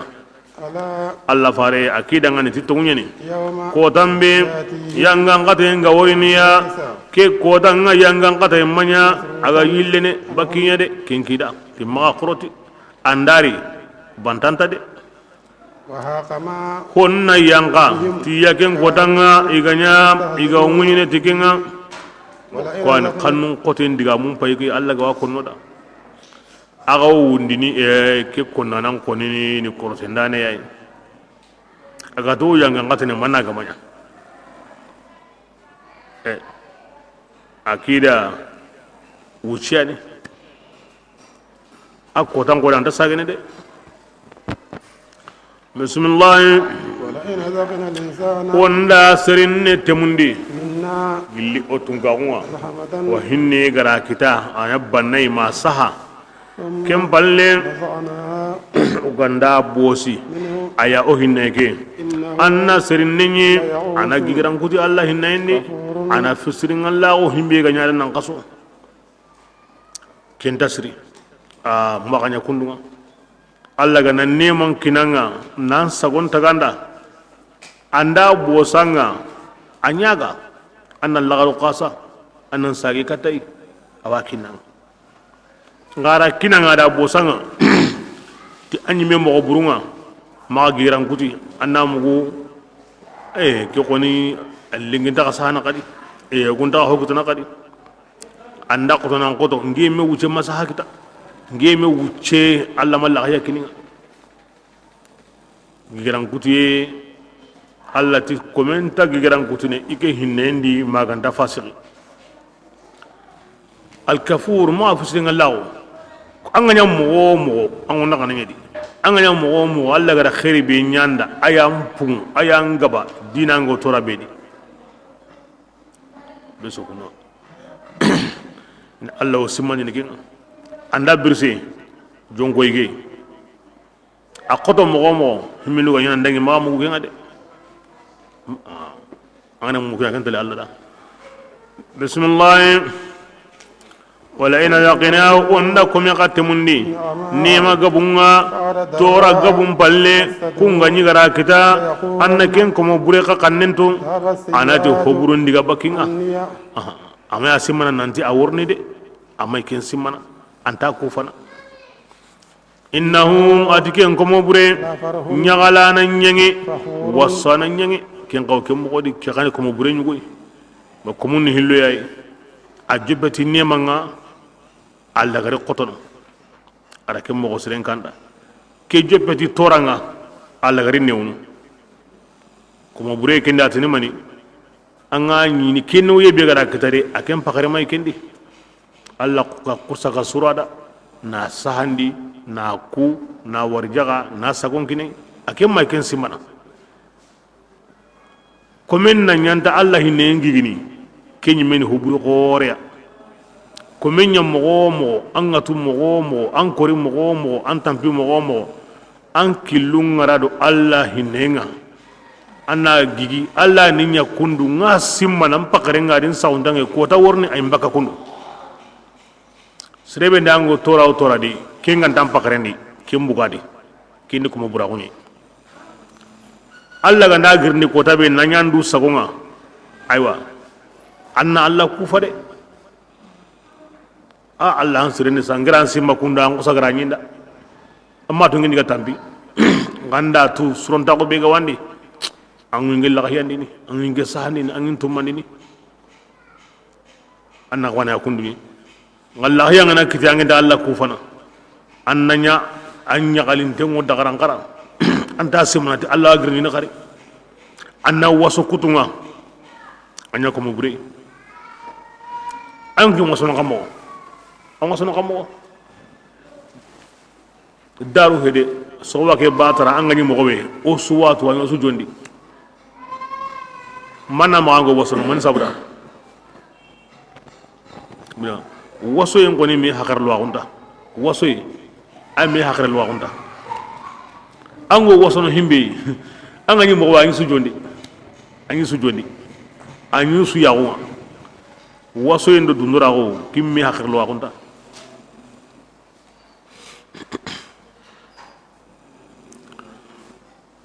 bismillah illa alladhina atiyum qulin takunu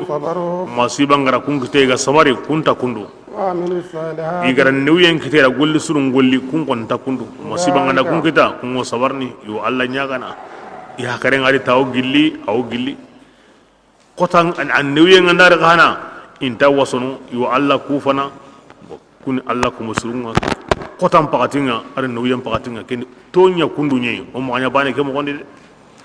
adikum ma angudo sirun lahum maghfiratun qafar yaqul wa kun dangani arab baraje wi dangani ken qorenni kunanke muhammad lamini anta honu go to konunga de iyo ken pare na gonu katanga de kunanke anta honu to konunga nda kiko he kiyo ho kapa kutenga nganda kiko intar dungi hanede kunanta honu to kono ken sabura de kini na nyankati serum pakarlanga aha kini ono digo ken bangi ken balilla alla aram kanndi wure gabiane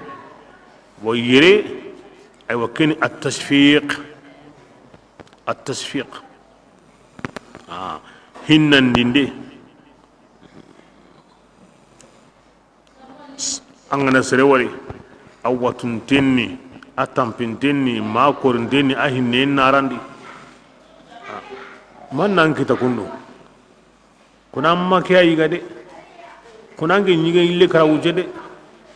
aha har ginda nyimi ga wato ayi amo ke konara mun sabra li tashfiq na hinne na koye nan di ahinne ngandi wato ndi kuna ndan sare mutu de kuna ngem bakare wa wutu mo kere de amma la hiya de har ginda ngi nyimi ya ga wa kinne amma ko ne kundu kenta kom tas ka wandi tara nyaw bi amanya de ay wutka li tasfiq illa allah wurin kini askanta allah di ti allah fare nga suknyandin me allah fare tambiye be ga wa kam muhammi be ga ware be sunto ngondi amma katal la yana kinga allah do kudiganda mu wurni li tasfiq na hinelo di awren kini bismillah wa da'iqun bihi sadruka hunangen sondo men talliqin ta yunu ngade imma gari tandangani manni kankum mega mayanka muhammadu ya manni malikanun gamari na tunguni koyo garamundu mobe parce que angana diga mu gawondi mari sigona hom gusa angi mi honta maga odiginde tungoni alla nan ku kemanya sigona hom gusa odi tungone malikanun nalin nan tungoni yalli kenyawa bismillah innama anta allah fare kunto kono anke ni gongondana nyai kiyanda nyen kamma naliti mundu hoke ken tanken kamma allah taala akenya ni be sananga hon sukawante ma be sudi golle anke golle ni kiyani ndenga wa ma ala rasul illa al balagh akute ngi allah ma andu la yani andu tumandi nganda kande en taga himbeda kimo kande ni jangan kata kilima ngana wajibu serbe kama Allah fare bantan tay de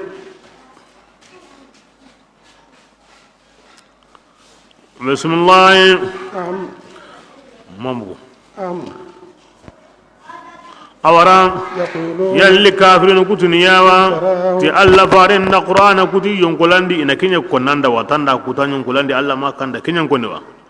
an wotini dangani an kun qahanalli ti hari soranu tammiya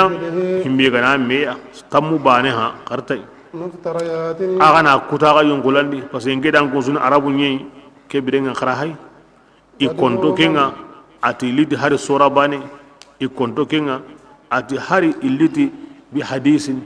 karame digambane aya bane ikonto hari liti ame kelema bane ikonto aga bane hede wad'u man agana yemmin qirina qadima aganda kata yemmi suqilli alla kanda bugay goni agandani tunto ya nan dinda kutunyun ko lanyere kebedenga simpai birampai ona hay fa in lam yastajibu ay alla farig makkataka anda ngani majabindi awagindi annaka wa illam fa in lam yastajibu iga majabindi aga dangani yani aga na himbi nukri tinaga deman na lite qur'ana me ya sura nu tamiga ma gajabi kembirenga tigi tigi o makan ko qaratu annama qur'ana ke yanqa alla tuwaqunya ide alla farinna kutu yongolandi kempede wa alla ilaha kembirenga agana tuqari nan di tongu bati tunkanta maganta aken alla kebe garam hawla minqi فهل أنتم يلي سو أغرى أهيرا نا هيرين أغا كنتو كبيرا أغا ترن مكانكو يلي سأنكو مسلمون أغا دوني سانا أغا دوكيني وا يعني هما تغاغا ما غانتا دوكيني بس أغا كنتو سورة نتامي سورة باني أغا كنتو آية باني أغا كنتو هر القرآن سهمي أغا كنتو قراغا هاي أدا أغا بورينو قراغا هاي أغا ديماندانو كبيرا أغا كنتو فهل أنتم مسلمون أغا سلامي سوا أغا دوكيني سوا أولين أغا كنتو كبيرا قسلامه كمانين الله ياي القرآن ينا كتابنا أفارين مهولمين أغا نهيمبي كوكيني تونغا كندي كي حاليان غمدوني لكن قانون كتاوني na koni ke halle tara kuti yongola nyari kinne kannun ko tagoni bidan ka kanne ngeni sugu kanne ngeni korote ngeni ke diga me koni halle an kamana an kanne nyakoto bismillah من كان adi yemme be gandanya aga ngarinta gum lamurunu kinde pinnengani adi suramaga kenya kenya sabu inandu mandi hillaka pendi ado anna gamu kutayendi ado du ko intagondi يوفي أعمالهم allati o ku kamanu ngolli siren timmandini na kiniya dunadi yere وهم ati ku surosiki لا يبخسون a inti nagasini dunadi harbane asuti mantengo kiniya kahirin ngolli siren muso du kointe e du gonta ko nyana golli be dabari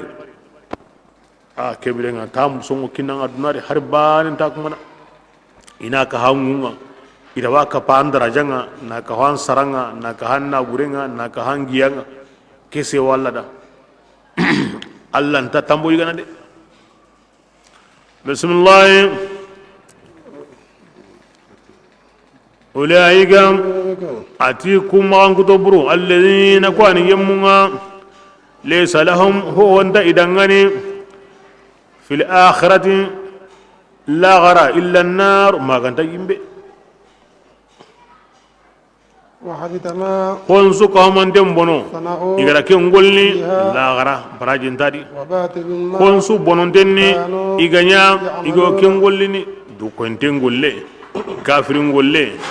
lagara barajin tai angara hohonya asu nyeme asu muson kidanga dunadi bagiya sawon du kenta go hobure anken islami an wasallina an wasumun allah hay gara an gollen do kahirin billahi nya golle nyurondike ngata bona magade ndu ko ndawon srede golle masiba kini du ko ndawon golle masiba du ko ndawon amma to ke bureni kahiri be enta salina anta sumunu allah hay gara koy angem be ga na du ko ndinga ngo salina ngo sumuna ngo jakana ngo hijini kum bati ubi anga wi nyana anga nyana du ko ndawon sabura tando kahirin billahi ngollen sumbana a ja du ko ndawon bureni dere abureni de abureni mo siri ge sabura Allah bare sallallahu alaihi wasallam ara hadisen yogo ni awke aya manan konno da adilla gara ko da himminu ga hiji du ko ndawon sabuda isalli du ko ndawon sabuda ida sadaqa mbundi du ko ndawon sabuda ida jihadin nya du ko ndawon sabuda iwotini dangani aywa kara ku holo wutu hina agana yimben kumuti ya jahannaba raqillu no tukusura hina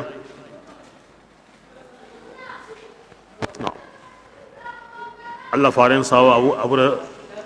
abu hureta anda ke digame kona yuwunu awtin Allah farin na ton gonde basa Allah yimme dake aya kodi ulangara golli sirinya du ko ndawon sawura doron jahannaba suwanni kumpoloy ila siren khalasi gollendi de annan khalasan gollendi ho homa komena ha gollendi maganta khalasi salama on palle goni bismillah أفمن ngeti yemmembe aganya aga dalle kamma dalle be ga gira kamanga kinni koy Allah fare ado islaminu ويتلوه شاهد شيدا أبتا منه أيوة أنك يا من نجري الله كني كوي قرآن ني مؤمن نشيدا نجامني ننتي إنك بنا نيات الله تيني هم بيجد القرآن يمهدي تومي يمها كبرنا أو شيدا نكان كي ملكنا شيدا جبريل ننتي قرآن غير الله وكتاب موسى كتابنا كين القرآن كان الشيدا موسى راهيكو قرآن ورني أدو الله فاري إيسا قد هيكو ننتي موسى كتابنا قرآن هيكو كين دلنا ومن قبله كتاب موسى إماما كني كاننكيا كني هنيا موسى توراتا نندي إيسا راهيكو كن ورنكاني ورسول ياتي من بعد اسمه أحمد بسم الله أولئك عد كبرنا كسروا بيهاي همينغو دلين كما الله فارندو صحابانو جبريل موسى كتابين بطانا سرو كو تونيني في قرآن كبرنا أرجانا وكدا ومن أيام بي كونغا كافراون في قرآن اللي كاهرين جمان كتنغا يمبنغا كيني كونغا نينغا فلا تكن الله فاري أنجنا مغانيا أنغا سكدي إلا قرآن إني أنا تو قرآن أياني تمو سباتين تنغا جلان كمانغا دي أنغا سرون بوغا بينغا لا يؤمنون إنتا تمونديني دي كبدا الله فاري مغا سكدي الله فاري مو سكنا أي مت إنتا سكنا إنتا ترندي ولا يوماتو مغا سكا قرآن دي أنغا سكا قرآن دي باني أمبا جنبنا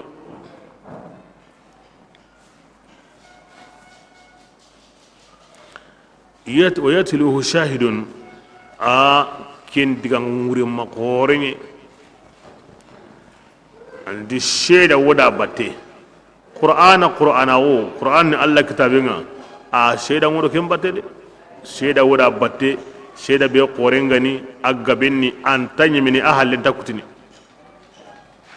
قرآن ني تون الله دغامني كين شيدا اونتاني مني har lengi kahirun mo bahasu nyana jagande nyana siga sigende nyana qur'ana hinundi ada sigi mani kama tungu Allah diga minen wa yasluhu shahidun sheda be gawda batte nde qur'an ni tungu kinga be ni de Allah la kun kemo wodi sha na nakringa agga benni aqoreni hakranten su lagarun ni maniya qur'an ni tungu hakranten su qur'ana Allah digan kanene hakaranten su ka mun tanga nan pakaren golladi na wudu qur'ana yanka ko tanga na lawra soba ke kahirin do kahirin bali am pakaren wala sigi maniya tunyen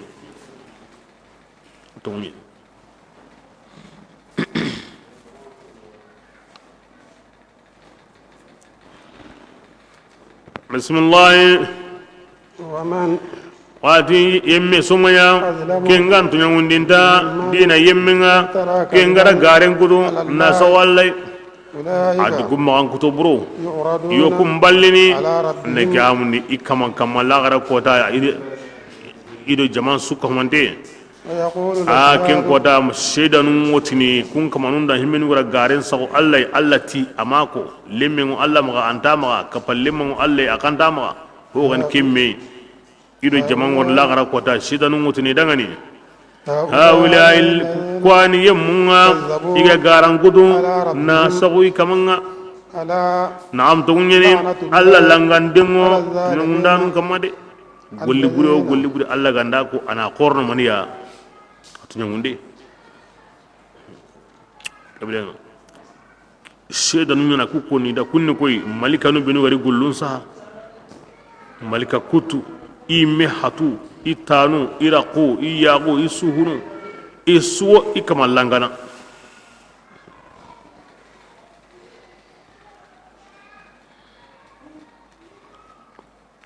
okin lagara ko tangalenga golle buri nyanga na gili dunadi antango sete se hunjebe kama swallangana sokebe kama swallangana hankebe ga wankatuna swallangana bismillah الذين أتيهم بينو يصدون كونغا وسرون كبنا سبيل رونا الله بكا الله تعالى كلني يبغونها iyo alla kille munda nanya kille nyengendenga وهم kuyemmu la khara itigitigi كافرون yani kafirin anyi mi maro bane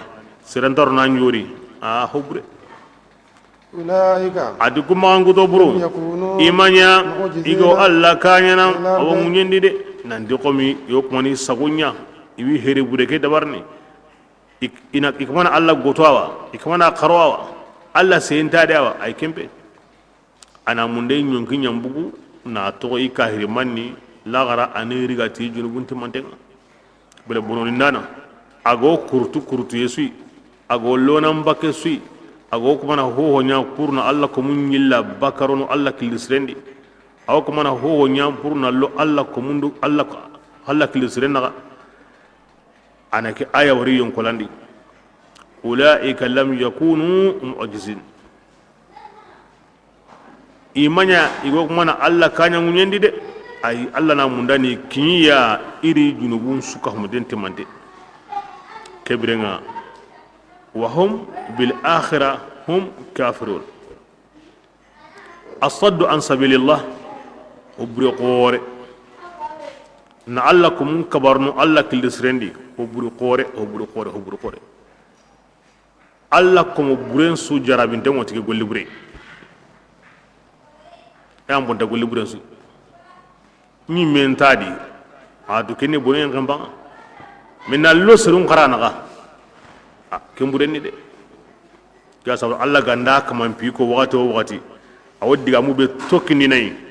aseren qabanan kanay aw ngena sabu gollu be go tubul la kente ka seren kane ki golle takawadi sere buren ni bonoye aw wasante ngandai a nge mentari nga ango kya mundunu nge mentari tungo kalle ke wona sireni alla garu kin kamanu ngena ko musire aw tubini komo bure an bi hinde nyaga o alla ko mundo siren naga aw ngena sabu na tubu la kan so ankane wal iyaz billah bismillah وما كان من أولياء التي أنترين قلني أيوة بيسانوي أغا كوكو دغاني كين الله تنايني نانتي كين ورنيدو الله يانغان قتين نغا أنتان يضاعف العذاب الله يانغان قتين جيديني كوكو دغاني كودوني غو سرون كبانرون الله كيل سرندي ما كانوا ati ikamanu manya iga otomu muku imanya immiga iga otomu ngalli bokinya na isiga angu nyana kun ma kanu bas alla utubul laqina taqiqani ke sawra kamane anta tunga liqari anta muku qadi ulaika alladhina atkun yamunyi ihaiga kasara hadi menu lagra harimi mekita jango hotana ودل ما ati hon suka mande manrangago bakai kamanunga kanu iganya ترون igani ke kan kin garan kutunu igani gare sukutunu na ko alla ko munda la ngara sigi sollendano لا جرم na'am to nyene أنهم ati ku kamanunga la khara itigi الأخسرون yani himbe gan kasaranta honsu al akhsar ala wazn at tafdil هناك الخاسر والمخسور والأخسر كنا نبغى هونسيا أنهم في الآخرة هم الأخسرون لا غير كسرانتين قبل دي الصاد عن سبيل الله هم ينقصرون كبنارون الله كل دسرندي كونيان كسرانتا لا غير كسرانتين سكامنتين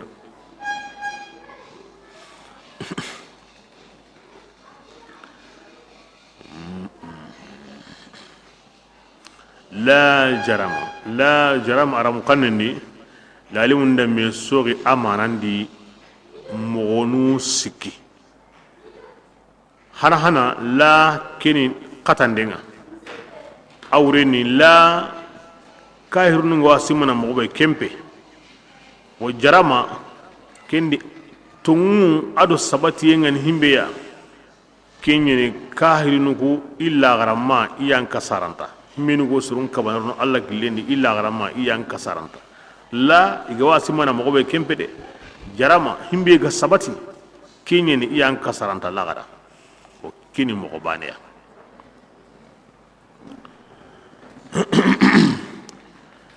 mo hillandi wono odi la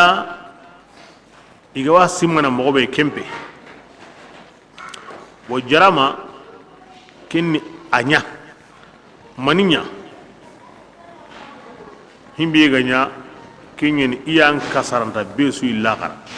yingo himbe simana kempe de nga hoyugo nya maninya iyan kasaranta besu ilakara kini mo hillandiga sikandi la jarama angotuni kariyenta la jarama kariyenta manidi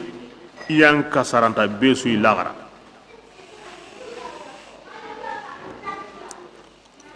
kebrenga pour na sukita anganti la jarama angotuni yaw tongnyeni kanga di tongwa suko biya kwa sun tongyi ura kianta wasi suko bi haya ko disa asutongo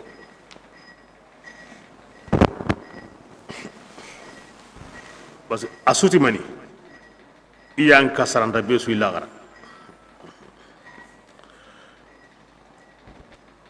بسم الله إن الذين كي كن مو كن لا جرم أكروا القرآن دي تكروا القرآن لا جرم أكروا ودي أبانين باني سو كي أسورين كي إن الذين يمبينوا كونغاتوني إغرا قول سرون قول إغا ما ينقى أنك يوم إكماندا ati ko mawangu to suru ko ni arjanna dun ko nunga ku yemmu ko ni dumani fiha arjanna ni alla ganda ho buren ko ni digaran ko ana ko mo surun ko ni suroy be ga wedi naken ko ni digaran ko ati mani wa akhbatu na magayanka al ikhbatu yani al khudu'u wal khushu' ihilika humande khudu'un ni suhum magayanka yenga khushu'un ni sondume maga yankayga wa pour na kempili sukol ti digambane an wotini al ikhbat al mukhbitu asuhum maga yankanteni asondume maga yankanteni an suhunga maga yanka an sondume nga maga yanka kendi alla gati himbe ngena nan kallenga antarno komundi khairin naga ibati yen naga i alla kitakillen naga alla mundu mogo antarno idana ka to angana ke dabari awa ke alla kin kamana randi garan ko ni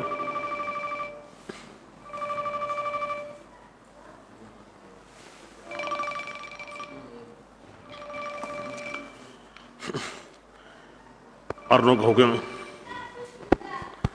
bismillah مثل الفريقين adi jamanu ku hilli misalinga الأعمى aywa jamanu ku hilli kan jamanu hilli kahirun nun jama minu gorno komundo alla naga ado mumnya nun jama ku benu ga maga yankati sondomenga ado isuhunga i misali kala ama aw qami hinginde misali ado lungunte wakini kahirin kallenga والبصير ado ngallana ado mukana ken mumina misali هل يستويان ngaga tirni ni yalle ku hilli nyodo مثلا misali ndedi wa ke ya ga hoy aw homuko ke lungunten ni anta homuko ngaga tirni kumbana wa afala tadhakkarun ke bil aganta wajini an ka hungallanunga ado mukanunga agambugo hinkintondi ado lunguntondi bismillah ولقد أرسلنا نوحا abad ogutungan qindi nabillahi nuya إلى قومه awarna joppa bida kebe allah la dayni kinya qur'ana di surtout makan suranu andi bani na unko ni kitaben piko ni haren piko na arjanna ro yimben ko na sabatindi aw kahirun konni ni golli bureñu ko koni na begu ni digaranko na golli suñu warun koni tiga ni digaranko kindi ado qissa danta nu worni aw sura ni men qoron tikinga na hujan sigindi kahirun kama na talinun kati ya gene digamel la garunga digamel ngane nyamina tan aw misali ni ko koyni anyi minan du hay kebirenga ni waju ti qisanunga himenu ga dangi nan kaso parce que sereng waju ni to dangi dengi ko dangi dengi kebirenga ke sora o nyeru konni aw nuhu di serun konni na hudu di serun ko salihu di seru negamundi ibrahima do malikanu lut di seru shuaibu anagamundi di seru adu musa do fir'aun ngaw ku konni igan kasa me mobe igari me kane dunari mobe awa konni na sagu me kama ke modi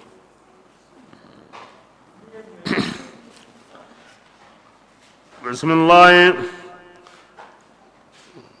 inni adim no ti dangana atinge gini gongondane aga dangani gongonde mbangantenni la ta'budu nge gongonde kanneni maniya kama ho baninawo maganta Allah nge nuhu nge o kanna aga wure kota yangangatayeya ken torantenni de aganda Allah tanabatu de فقال الملأ jama wurugin tenti kunni yemmunya iga kafirawo gilli nuhu serunga iti nuhu oku yagentanga maganta anni hate ganginye o menyananga kendi annan baso iti maniya وما نراك ahillandi o yagentanga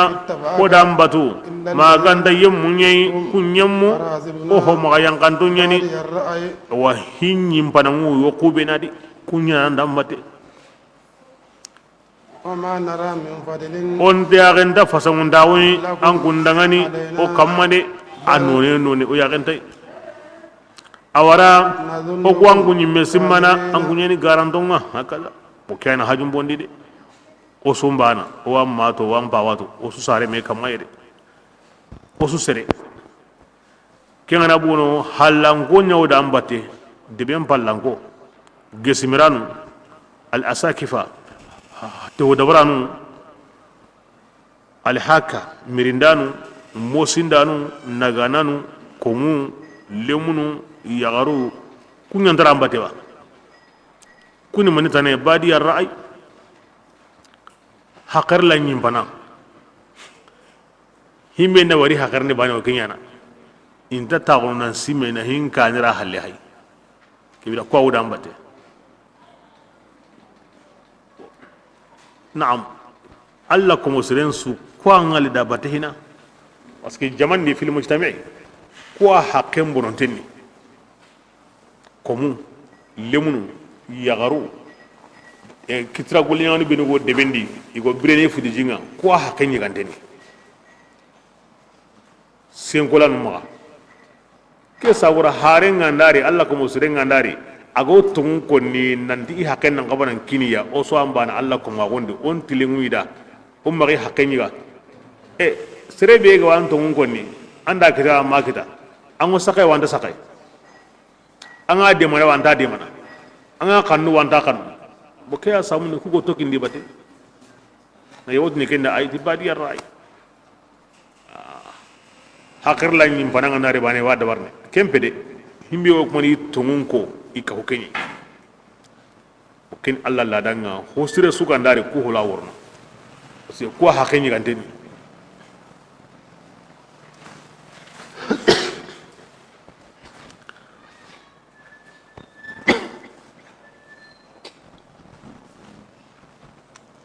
esa wala hobure qor nyeni nan nyago Allah ko munga inda hosire be jopanka ne ngenta kenen ngade bay hulandin samay kira hajum bondi nan kaso gilinu hukiyendi har soba ke agman hajum bondi nasren ngari menyeni isura kya koni ma naraka illa basharan mithluna o ya gentanga anno me sirai atini malika nyai amani atini Allah harenye anyime angara kingari bane hajum bono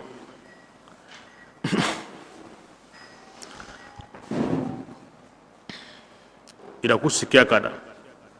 o men serenya nanga halan kunya nambatu wa oku yimme ma angu gini garantunga bismillah قال nuhu tida يا hatin seru qarin kibari إن كنت ankun anda nyinge nuhu gawo dalle magandi gillin kamanga anda nyinge kamandinku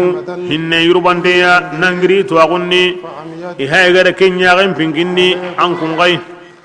ke birenga yalli okura wangu ngaji biniwa nani ankunga konnanu na ga ilaha o khalle kulli kedangani oranta kenga de kadan khibari alla da khairin yokura ankum makengari oranta ga wajibinde ya ansarum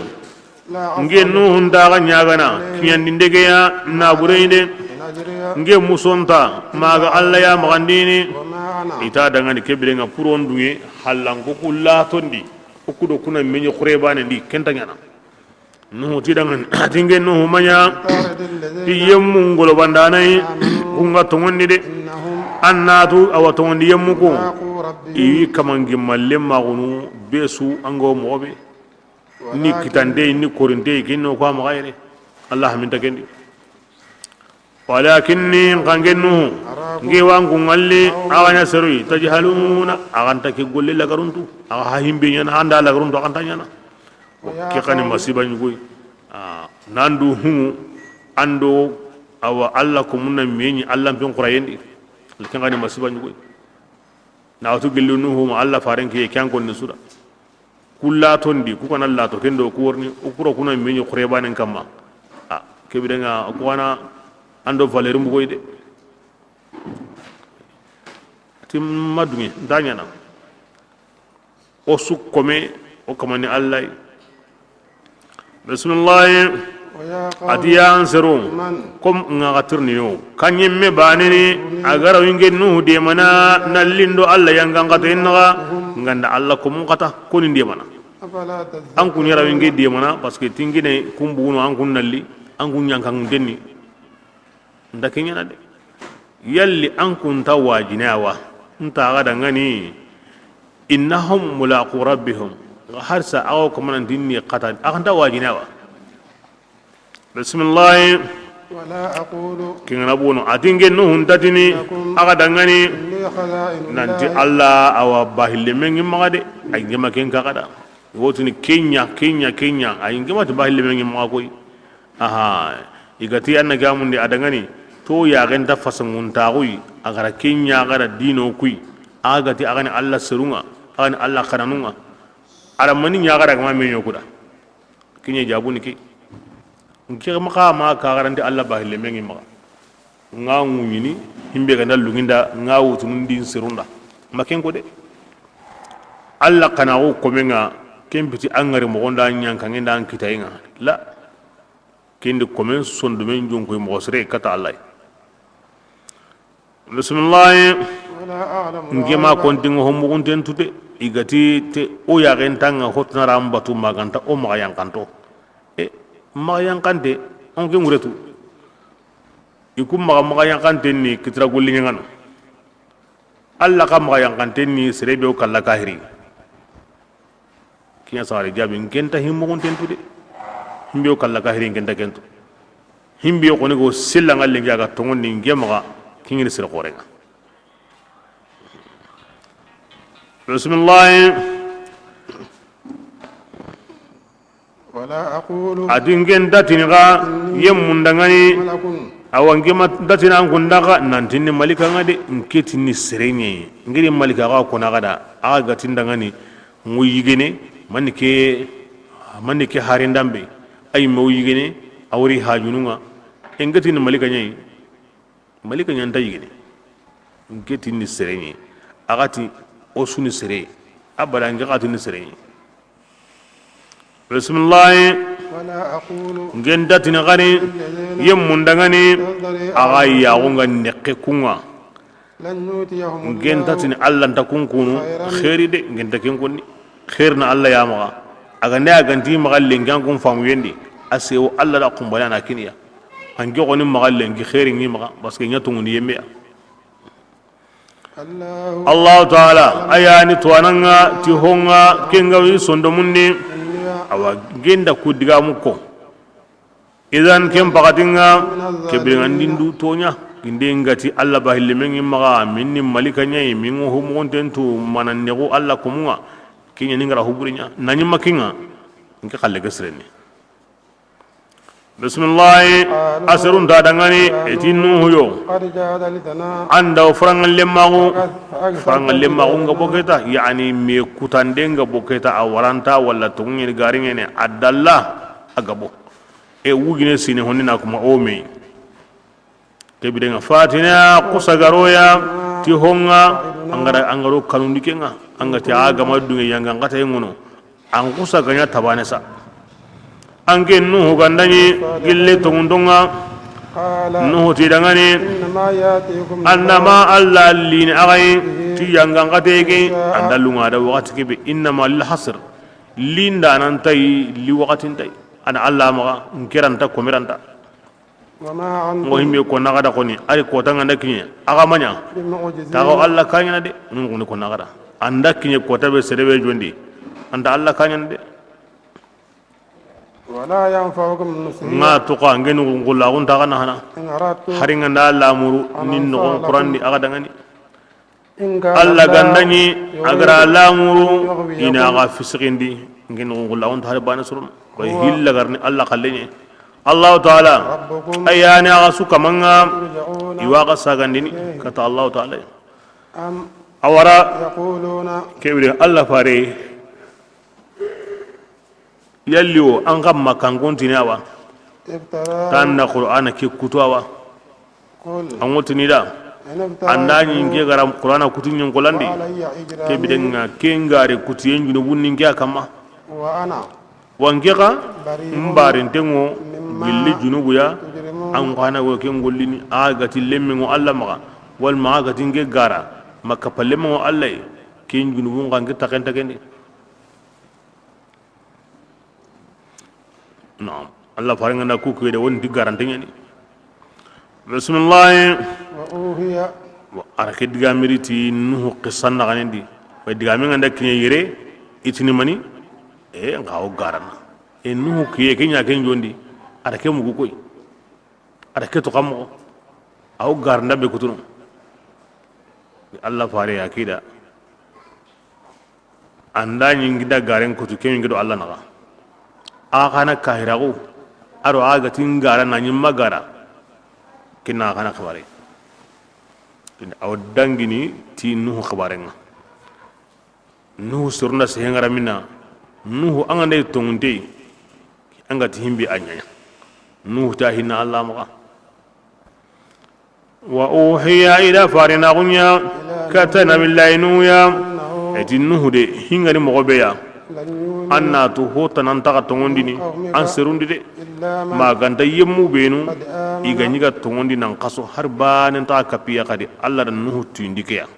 ولا تبتئس kebirenga maga sono de بما ti golle o golle iganya igaw ken gollini kebirenga nyime koy golle nyime nuhu sere banen ta kapan seru ngari wujine sine honne na kuma nuhu makka me sere kita kuburen koy aya wucena lato annabi nyime ndo ke faran sui agara wuce be nya anga binisba anga nda wuce ke na kanje kenga aya jamana logasu yo odin anga nda kanje a wuce ke kembale honu da sirbana kita honu harbane makita harbane nga wuce an na a wuce mpai na jaman pai ke bana an na jade ke mo wori an wona ya lo be su ya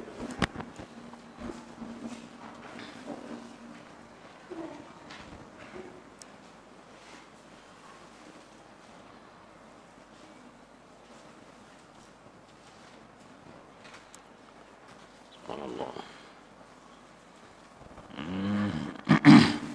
bismillah واصنع الفلك wa kem pakatin yin sa nuhu gara tuani e tampi men ni mani Allah in taka dunga nan genda kare kimbira ari langa kama ma kan taga na to nyendi kahiri inta asu kahiri inta ho sarna kahiri halle inta ho sarna ho bure halle kebira nga anyime Allah radu on jabi ate basun tare ndan do on jabi nka ata dangane huren da bare بأعيننا عظيم en dan do on jabi I halakin dan do on jabi hure ndabare en dan do on jabi tani halak do anyime anno kisina nyime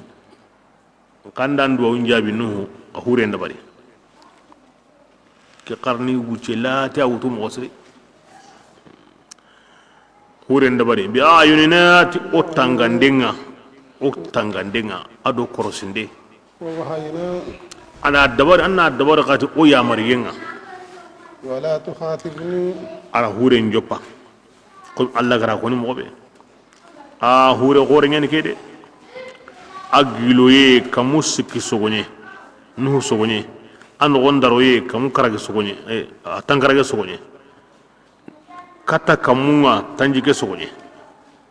nuhu sogonye o gemme o ko kitensu o sogonye ndo kitangara kensu kamude sogonye bane ko ma ke kamusiki ke na giloye ngara jinga makulu ke tankarage ke na no gondaroye nga ke tanjike kini otere ngadi gana kamundi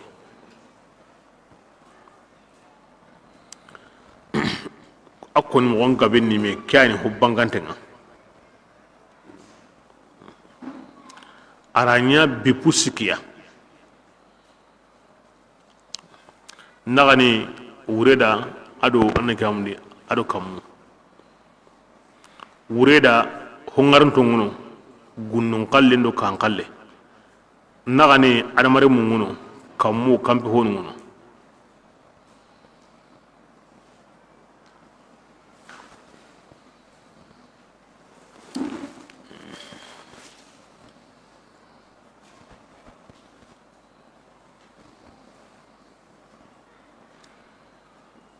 bismillah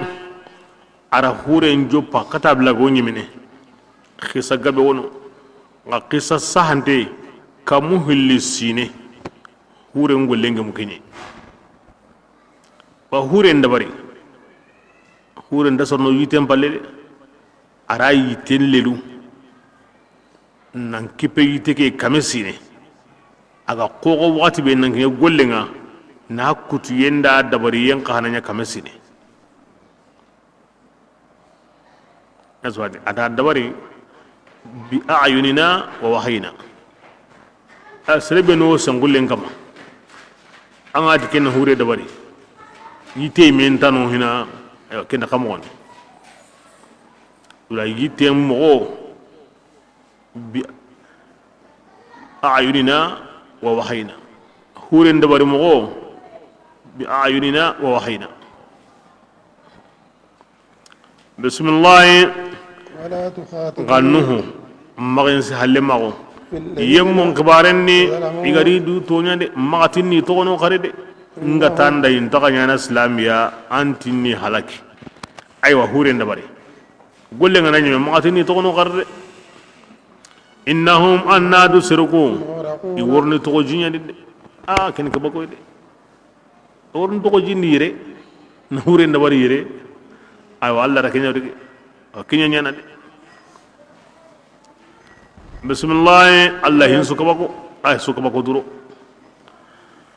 bismillah ويصنع الفلك allati nuhu hay akumana huren da barisa وكلما ate birewo bire jamanda dangi awa nuhu ya gilla surunga inangenye nuhu ya yuwo ngi golli sobenga Allah da wara golli be ki golli qore ina tambu senga sirta najjaran bar an kunta nabiyan mursilan anya sakenga minizenga an wanyuma ummo bu kende ba an genti Allah ran kata komunga kende Allah ga yana sakenga yi hakaza iwo soyinai aturu ganya mo sisa de ay mana yitenya tutu sisa gona minindi lengira ke warake wa nge hawara kuninda tike bugu siro na to a kai tembi yire ito sorno yire kem pagadinga dangi akutu yenda ho yenjo be aturu nyango sisa ko sira hure nda warni yire o ma jigta na mini himena danga ita wo ngene ne sire sunta simana tari yongo la ngome yo kunu ye onta bala onta hambane di بسم الله. قال نوح نتيدغني تسخرون أنكو غندغني منا أكويا فإنا أنا تكوتا ورن أقهنا نسخر ورنغني أغي منكم كما قوي مغمي تسخرون أغونغني نجلوي أقهنا كوتا ورن قصويد كوتا يغورني أقهنا وتمبون تكنا غادي كوتا فسوف بأوندا كسي أغا غندي تقو جندي كين كوتا غانا أقو سوينا غي مغسر nga wajibi ta'lamuna man awrni yemmentu yangan qate nga worni kenga aga waya gundi ni ngeranku ويحل عذاب awrni yemmentu yangan qate ngo yankana serebe kama aga dumina kama awrni kentu حتى إذا nuhu magri kemo godi mabiram be sa جاء aywa أمرنا o awa o ya mari yengariti halakiyenga kita gollen sutimme halakiyen pakatin kinye ففارت النور nyanyandi ginem pagu jinga ba kenya ni tagmanjenga akini nuhu ya awa alla huren goni nyeme sade ke wuce kore kamuille sinya golle su nyeme angati nanya mobe anya mari yenda wa hayi ora genge nanya kemmo di ho mato keta aywa kedi kamone aywa adin nuhu anya keke aga sorondini awa ginebedi anda hagu ginenga anda hagu jinga bo kebirenga awa kinni hinya mantenga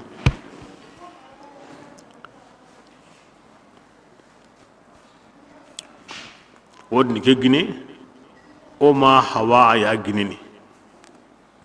inya qini kabiran an kabirin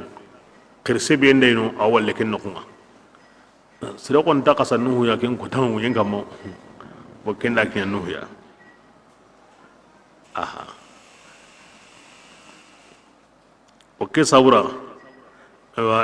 atu nuhu ya kake akem man islamia aw nuhu botburunu aw soyne ka pangini nganunga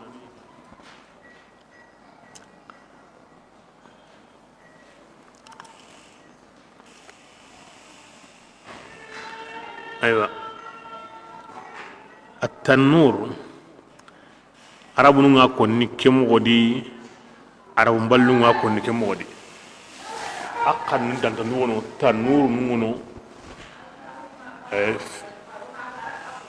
sabun nuno fridaus nuno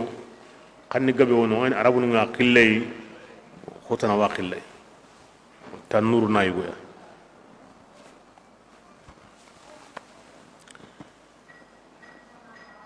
ampure ke nyime ke birenga jimbi ke anyana kamoga ewa ti gine ke nda hu jinga kota be ke nyande ay me ari komi yagaru yo nyuno la hagidi nyugo amone ona haga jinga inyuna radi na haga la ga taren te ga ke mbimbiya kama awa ti awa keda ko lengi gine mpa ko sade ginem pagu ade Allah subhanahu wa ta'ala anta ho yana sabu halle wa faratan nur jibe ga warni duna so halaki a warni sege hon su kama ago munyen kama wo sege na su kama te mentar hakan go anga gilo mo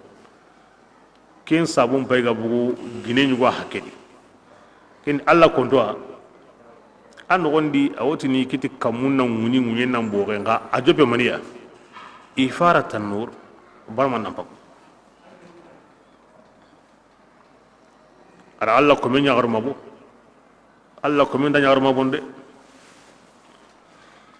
جينيا أو نغمني بكا دو كومبينغا نا كومبين بكا نا كنوغم بكا وهكذا أجيبك مغني بسم الله kem pakatinga ginenga hagu oti nuhu dangani aywa a jopede kebiranga ngo himbe na sisa ngo wutunde nyana kure ken gondi konsu ya garenda yugo ihilibane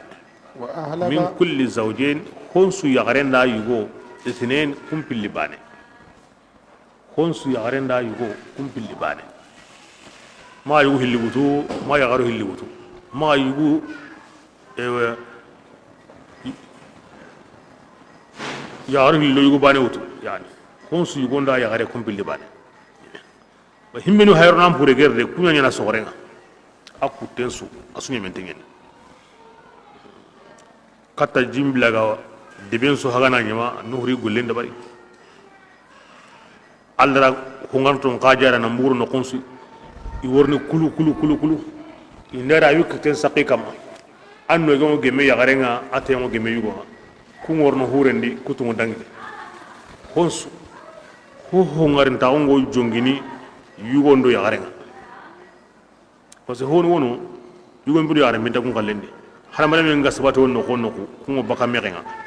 ko sianne ko sirime kundi me bo kunta kentani o ga tawo no ko no ko na megelle tibane kun ngorni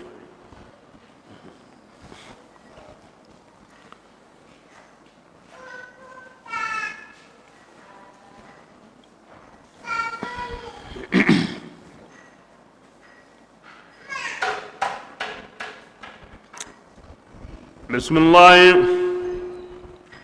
إلا من أو قصة نندي سمكن دون يانتون غري نهو تنتاغا وتون بس أنا أغاو مسيبان كيان دي سرون وانا ناغا وتو سيسا أوينا قولنا أورني هولي كيمي نغوص نغامي إتي أيوة أو غارانتي نيكو كينا هيمبين دا كينيا أو تورانتا كينا أتكيني منيا himbe ga de salamun ala nuhin fil alamin salamu nuhu kamma taga honundi serebe ga ken koni o toronda kenanga o kingi batendi serebe ga koni sogobanga ango krana nyanto do samake atorantan kitana anda ko nelenga ango krana nyanto do samake atorantan kitana kisiyengo nuhu kama taga honundi angana ndara mu kanenga anga ko nango kanne be mu kisiyengo nuhu kama Allah taga honundi bismillah إلا من kebirenga wa ahlaga annan dun konu gawutu hure kedi maganda andun konu benu سبق القول ya wa halaken sehenga sami Allah ma kun kamma kun takenta de ko tan dun kono anna kun mutu ka himbenu Allah gati kun halakini kun takenta de ومن adu anna yemmun qawdu kun ga tongonni وما Allah de sirema tongondi آمنه kapannu ya maganta jama'atu kunani amma gabo kibe ata dun kono maganta kono kende sirenya kennan dun genga kibe nuhu ya ken bugadi yangan katen sehen same kin kama Allah ndini are nyugo bane ngono kanana kin kani are mennan dungeya kebirenga kin kantadi de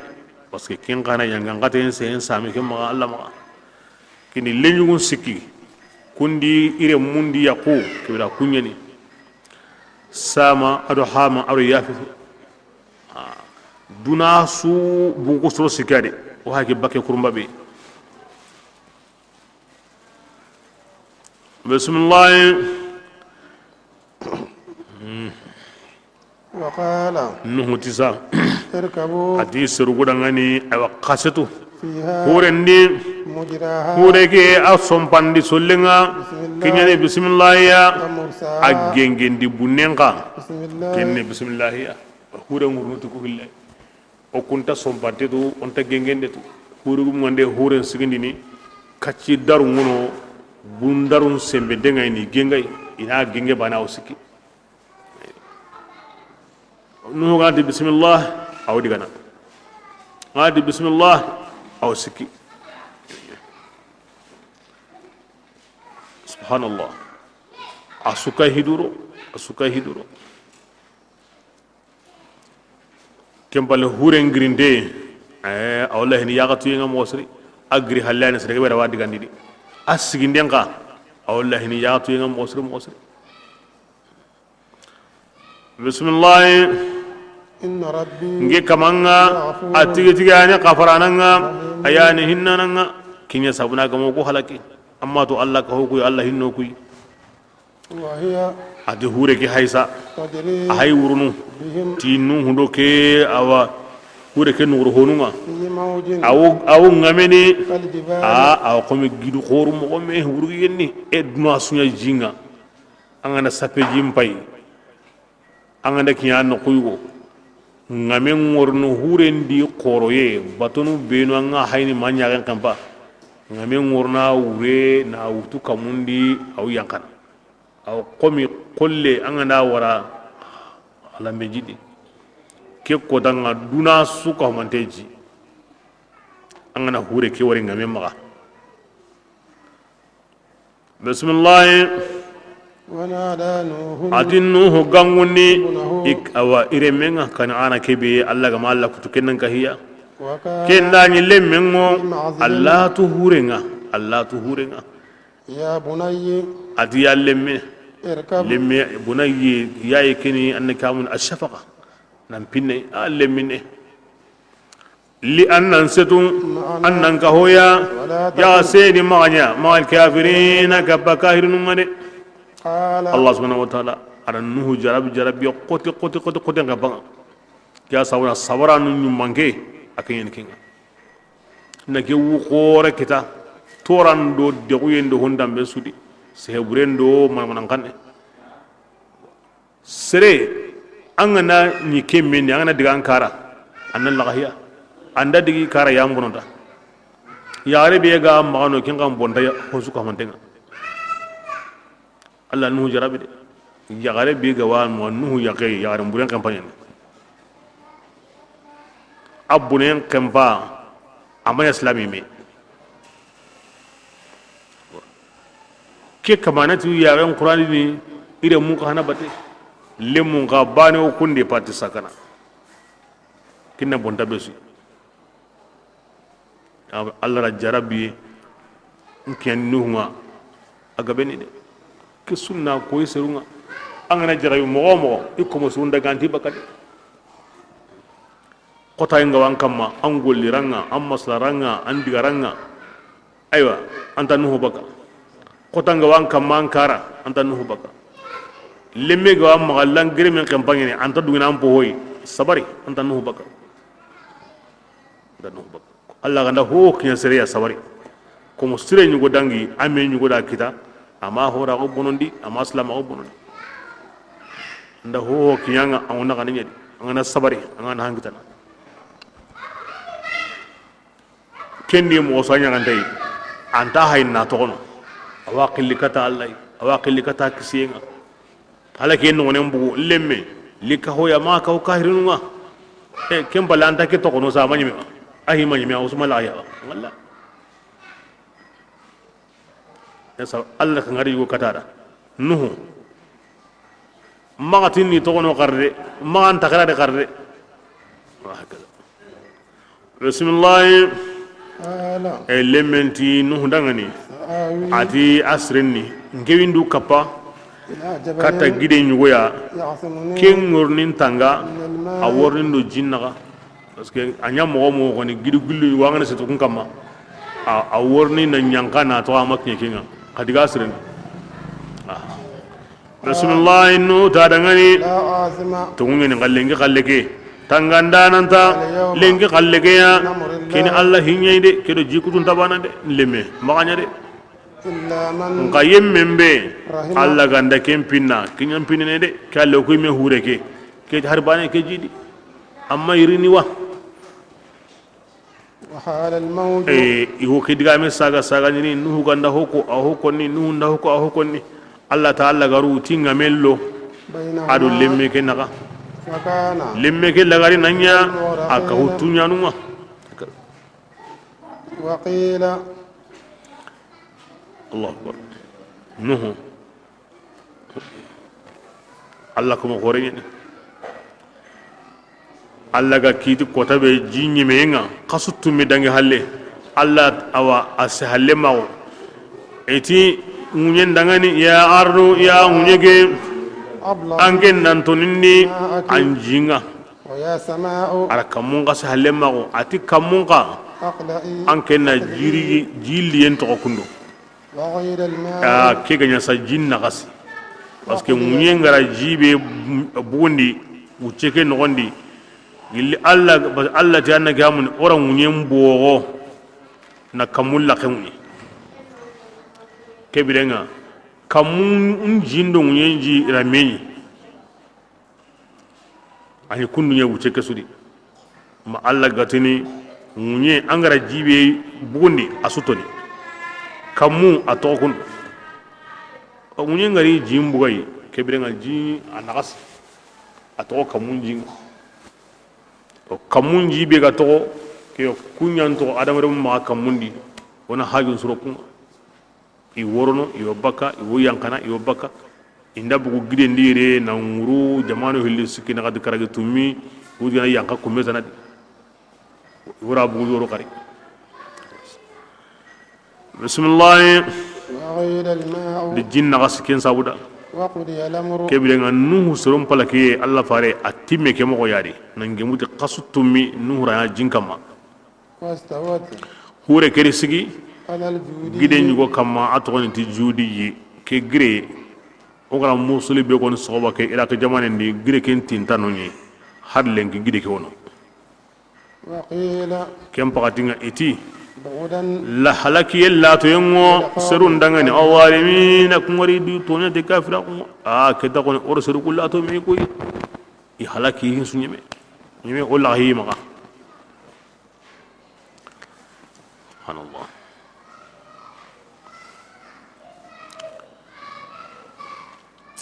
aw qisan di Allah subhanahu wa ta'ala ara wahinya kata giduma atin ko mosre awanu aw hurendi bo hure ke aworni sigi aga yugo kamma ni tuindi tay ti giden suri du gilondi mana nyori ke amma ke judi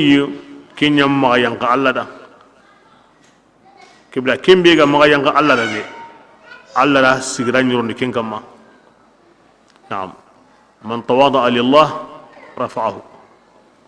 taga hobe ga nam ga yanga Allah da Allah kenya wurgini gidube to ngo konni qur'ana di atom pay qur'ana di aw qarne dunadi aw qarne aljanna aton taga kutini ahin konni taga nyamina kari kebrenga manna kenya da Allah ko musren go hi qase nyugo nyakama kibra gidun taban ke gide ka sabumbu nuhu dange hure sigenda kama gidu be go orna arjanna ke gide wadi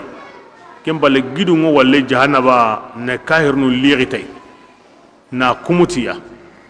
be gidu be go orna arjanna ke gide wadi gidi danta non gidu nyirani ke gide wadi manna kiye Allah ko musru nga katay kinyana kiye kene gidenga adamare men ngakeni adamare men biga na tukki Allah ko musulunga nan kaniya ken wori bi ken kontar ni bi ya sawra Allah ko musulunga nan tukki nan kaniya ni bati mo gonya ikatana himbe to na to kono sabu siren campagne ni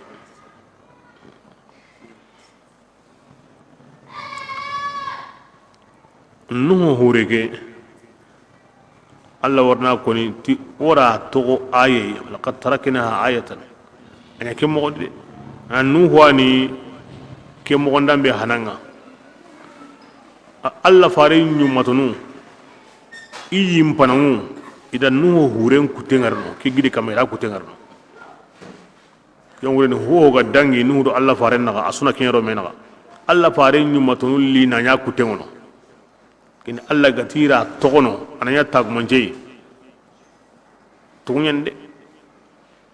an be nyimme khifare be surna hure ke batten togono Allah fare nyu maton li na kutenyino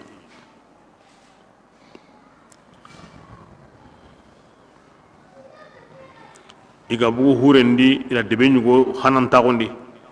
na tagondi ti tanse gensere parce que tanse gensere anya su ko mantenga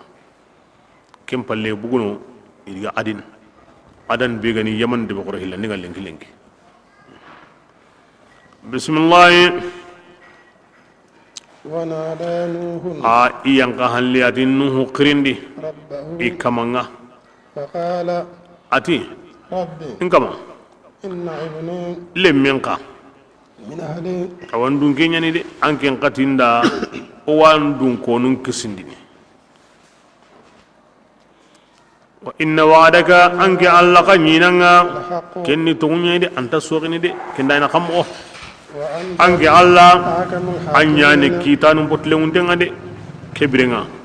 ana kamo anda lahidun kininga anta ngin dun konun kisindini walle men dun kenye kebirenga anda an kira nyime anyime na kiten kutu aw min alle men ka bismillah قال allati يا ati نوح nuhu yo إنه ampai gara ke be ko alle meke ليس alle mengen tungin nga amanya من أهلك amanya andun kende إنه annatu angara tirinde be yana nda kisiyen kibare عمل anda gollinya ke غير صالح amma golli sirinya ke de wala ngira kanda ndi fala tu khatibuni magin si halle magu yemmun kisiyen mun yende kunga kafira ko makanda aka mun billi sene ke ina kanda anga tinna kahirnum palaki ndi huren dabari nka gille ko sannu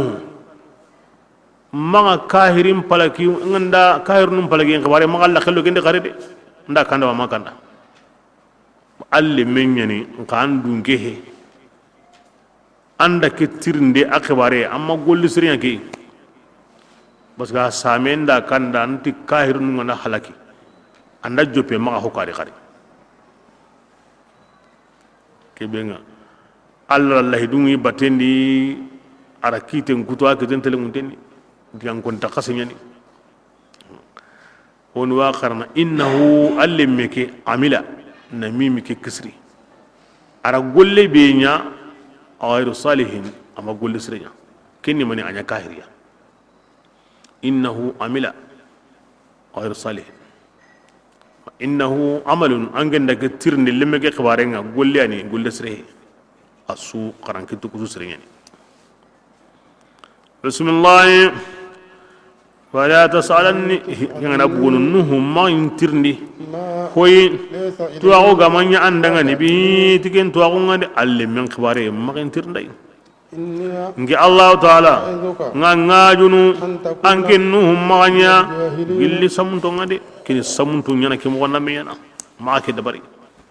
angene aw hare khorengi wahay mo yankananga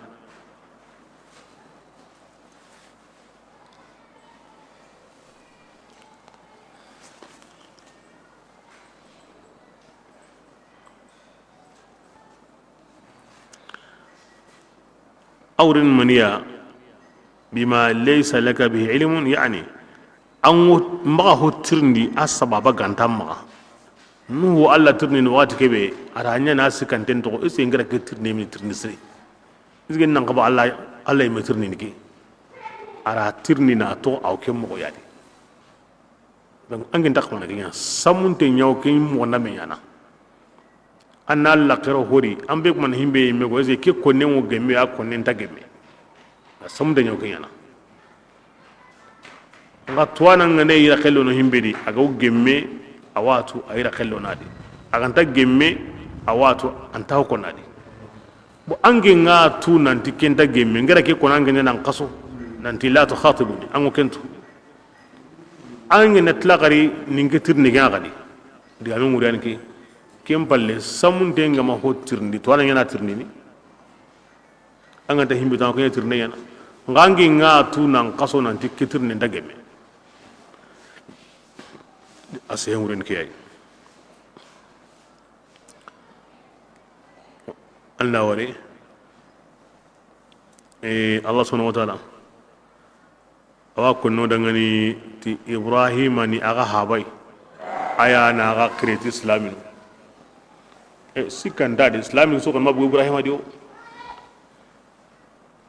wal abuwa nuhu yimeri mere menyen ke Allah hay gatada laysa min ahlik atansri banda wari wala fil haqiqa limma ngani dina limma ngani limma ande mi nyimmel le mengeni yumaton suya ho ga dura khalle karamogo amma an pa wana karamogo ay karallemu ishe hunyani mai ayani hawai fil haqiqa wala qur'ana wolle magundu habagun kon oda ke mugadi an dinan kananke haqiqan ayana an pa wai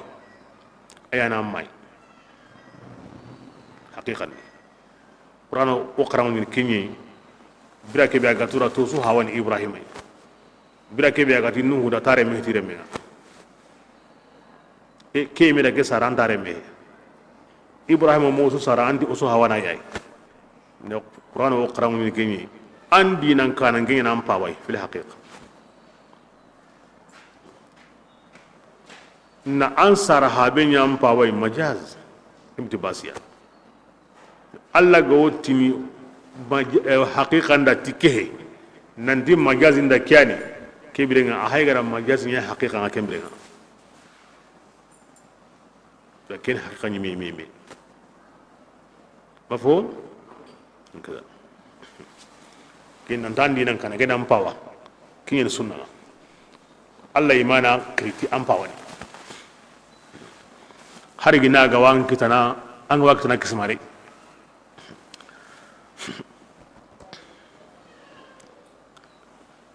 بسم الله قال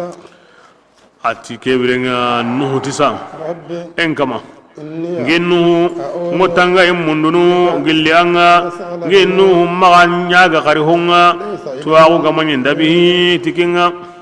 وإلا تغفر لي Allah angama ya hinge maga ndangi haratiya anga min pinna أكن kebirenga gennu nyana min al khasirin gilli kasarantunga on kanga na hakip and nyum khifaro idu Allah naga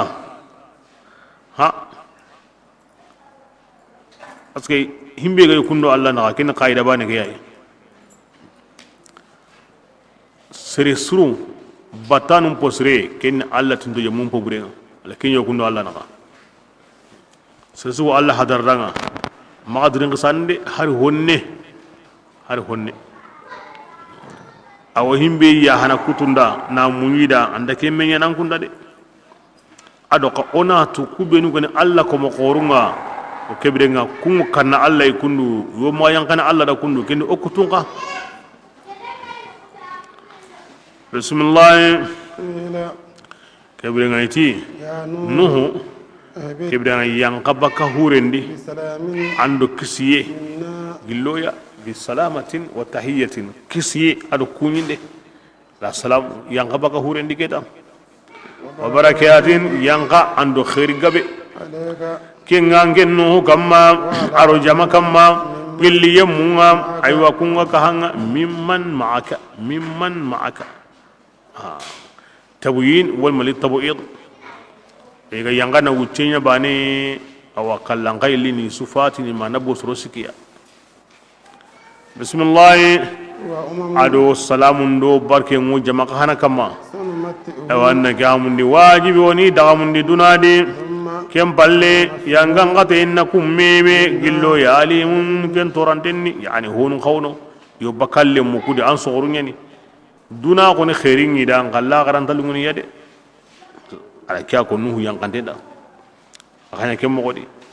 munyinya khairiya nanya barkiya o suhay munyendi harsa o togonadi o hinsuwadi nuhu yankante Allah da kya kada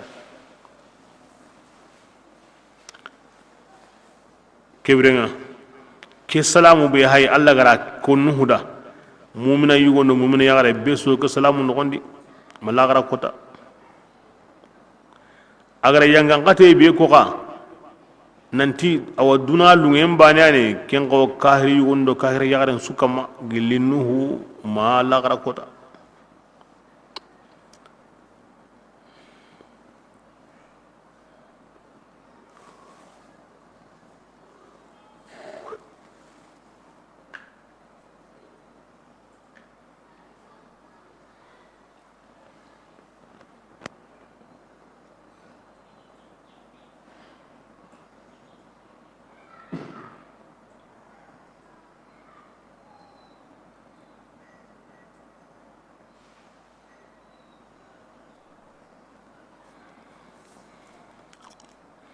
بسم الله تلك atiku komponu yani من أنباء الغيب iwogillihi mugunten tuwagunga نوحيها kudu Allah subhanahu wa ta'ala o sugono sabunya ne aw qisanundi nuhu yankainga tari ala ako kampi honunda himbenu godi batte kora worni kibare kinda munyan kibare awa silingenti annagamani awa ikewanyana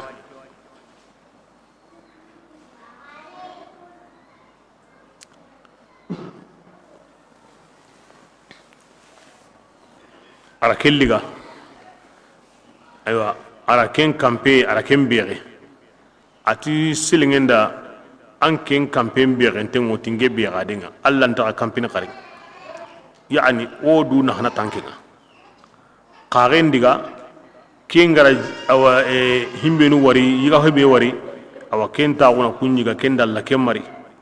ke sabura ara kellanga nandi ken na maga sago kare karen na waranya nga bane an ga tuta kanuntenni no langa ne ke sabura aw kalla waqatin su anna muntenga kalli anna mumbalinga kalli aw kalli hurumindi aw kalli hillindi anta domini kem palle ara kudu ngara digana kembira kenyoro khibar lingen nalli ari intenda zetunin daren kutu nalli tay ken wureni no kunyugo bugu senyi medi mayite na funtidi nga walli natali yundi khairin pare wo kurukuru natalni darqay nga somi aw company awa walli iwa mundana kiya sahaba parce que khairin pare hana be gari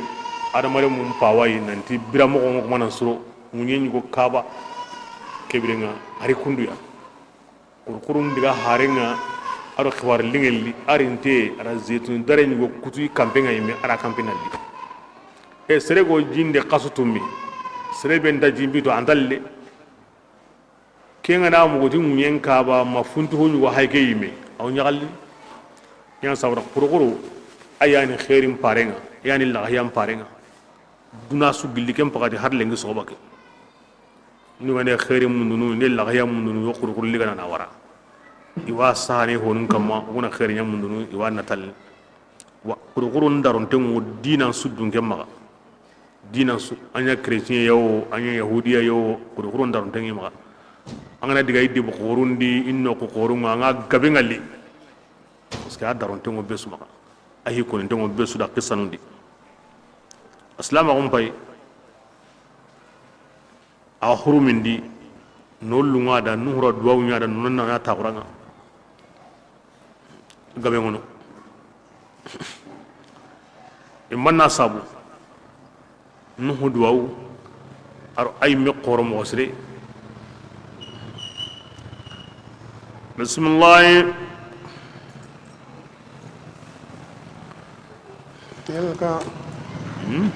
tilka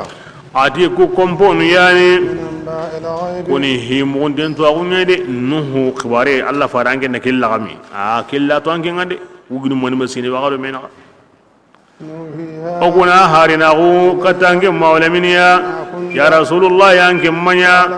anga uketu de ولا قوم ansiru mai ketu من قبل هذا awake qur'an kane anke mai ketu amma mu haram ku yai makan go mai ketu har wonne فاصبر kibrenga Allah fare sabari إن العاقبة koy nuhu ga sabari mo be nuhu be aga kanda sabari kibrenga sabari annatu hillagar tigante للمتقين ana Allah kananu nyana de ngaw ke mo de ke san su ko ni men ke himbe kallenga na kanda kibrenga ken kallem menya himbe na kanda ken kallem menya bismillah وأخاهم ay odi akhi yugo ngaqi إلى عاد kata adran konga هودا kengani huduya قال Allahu akbar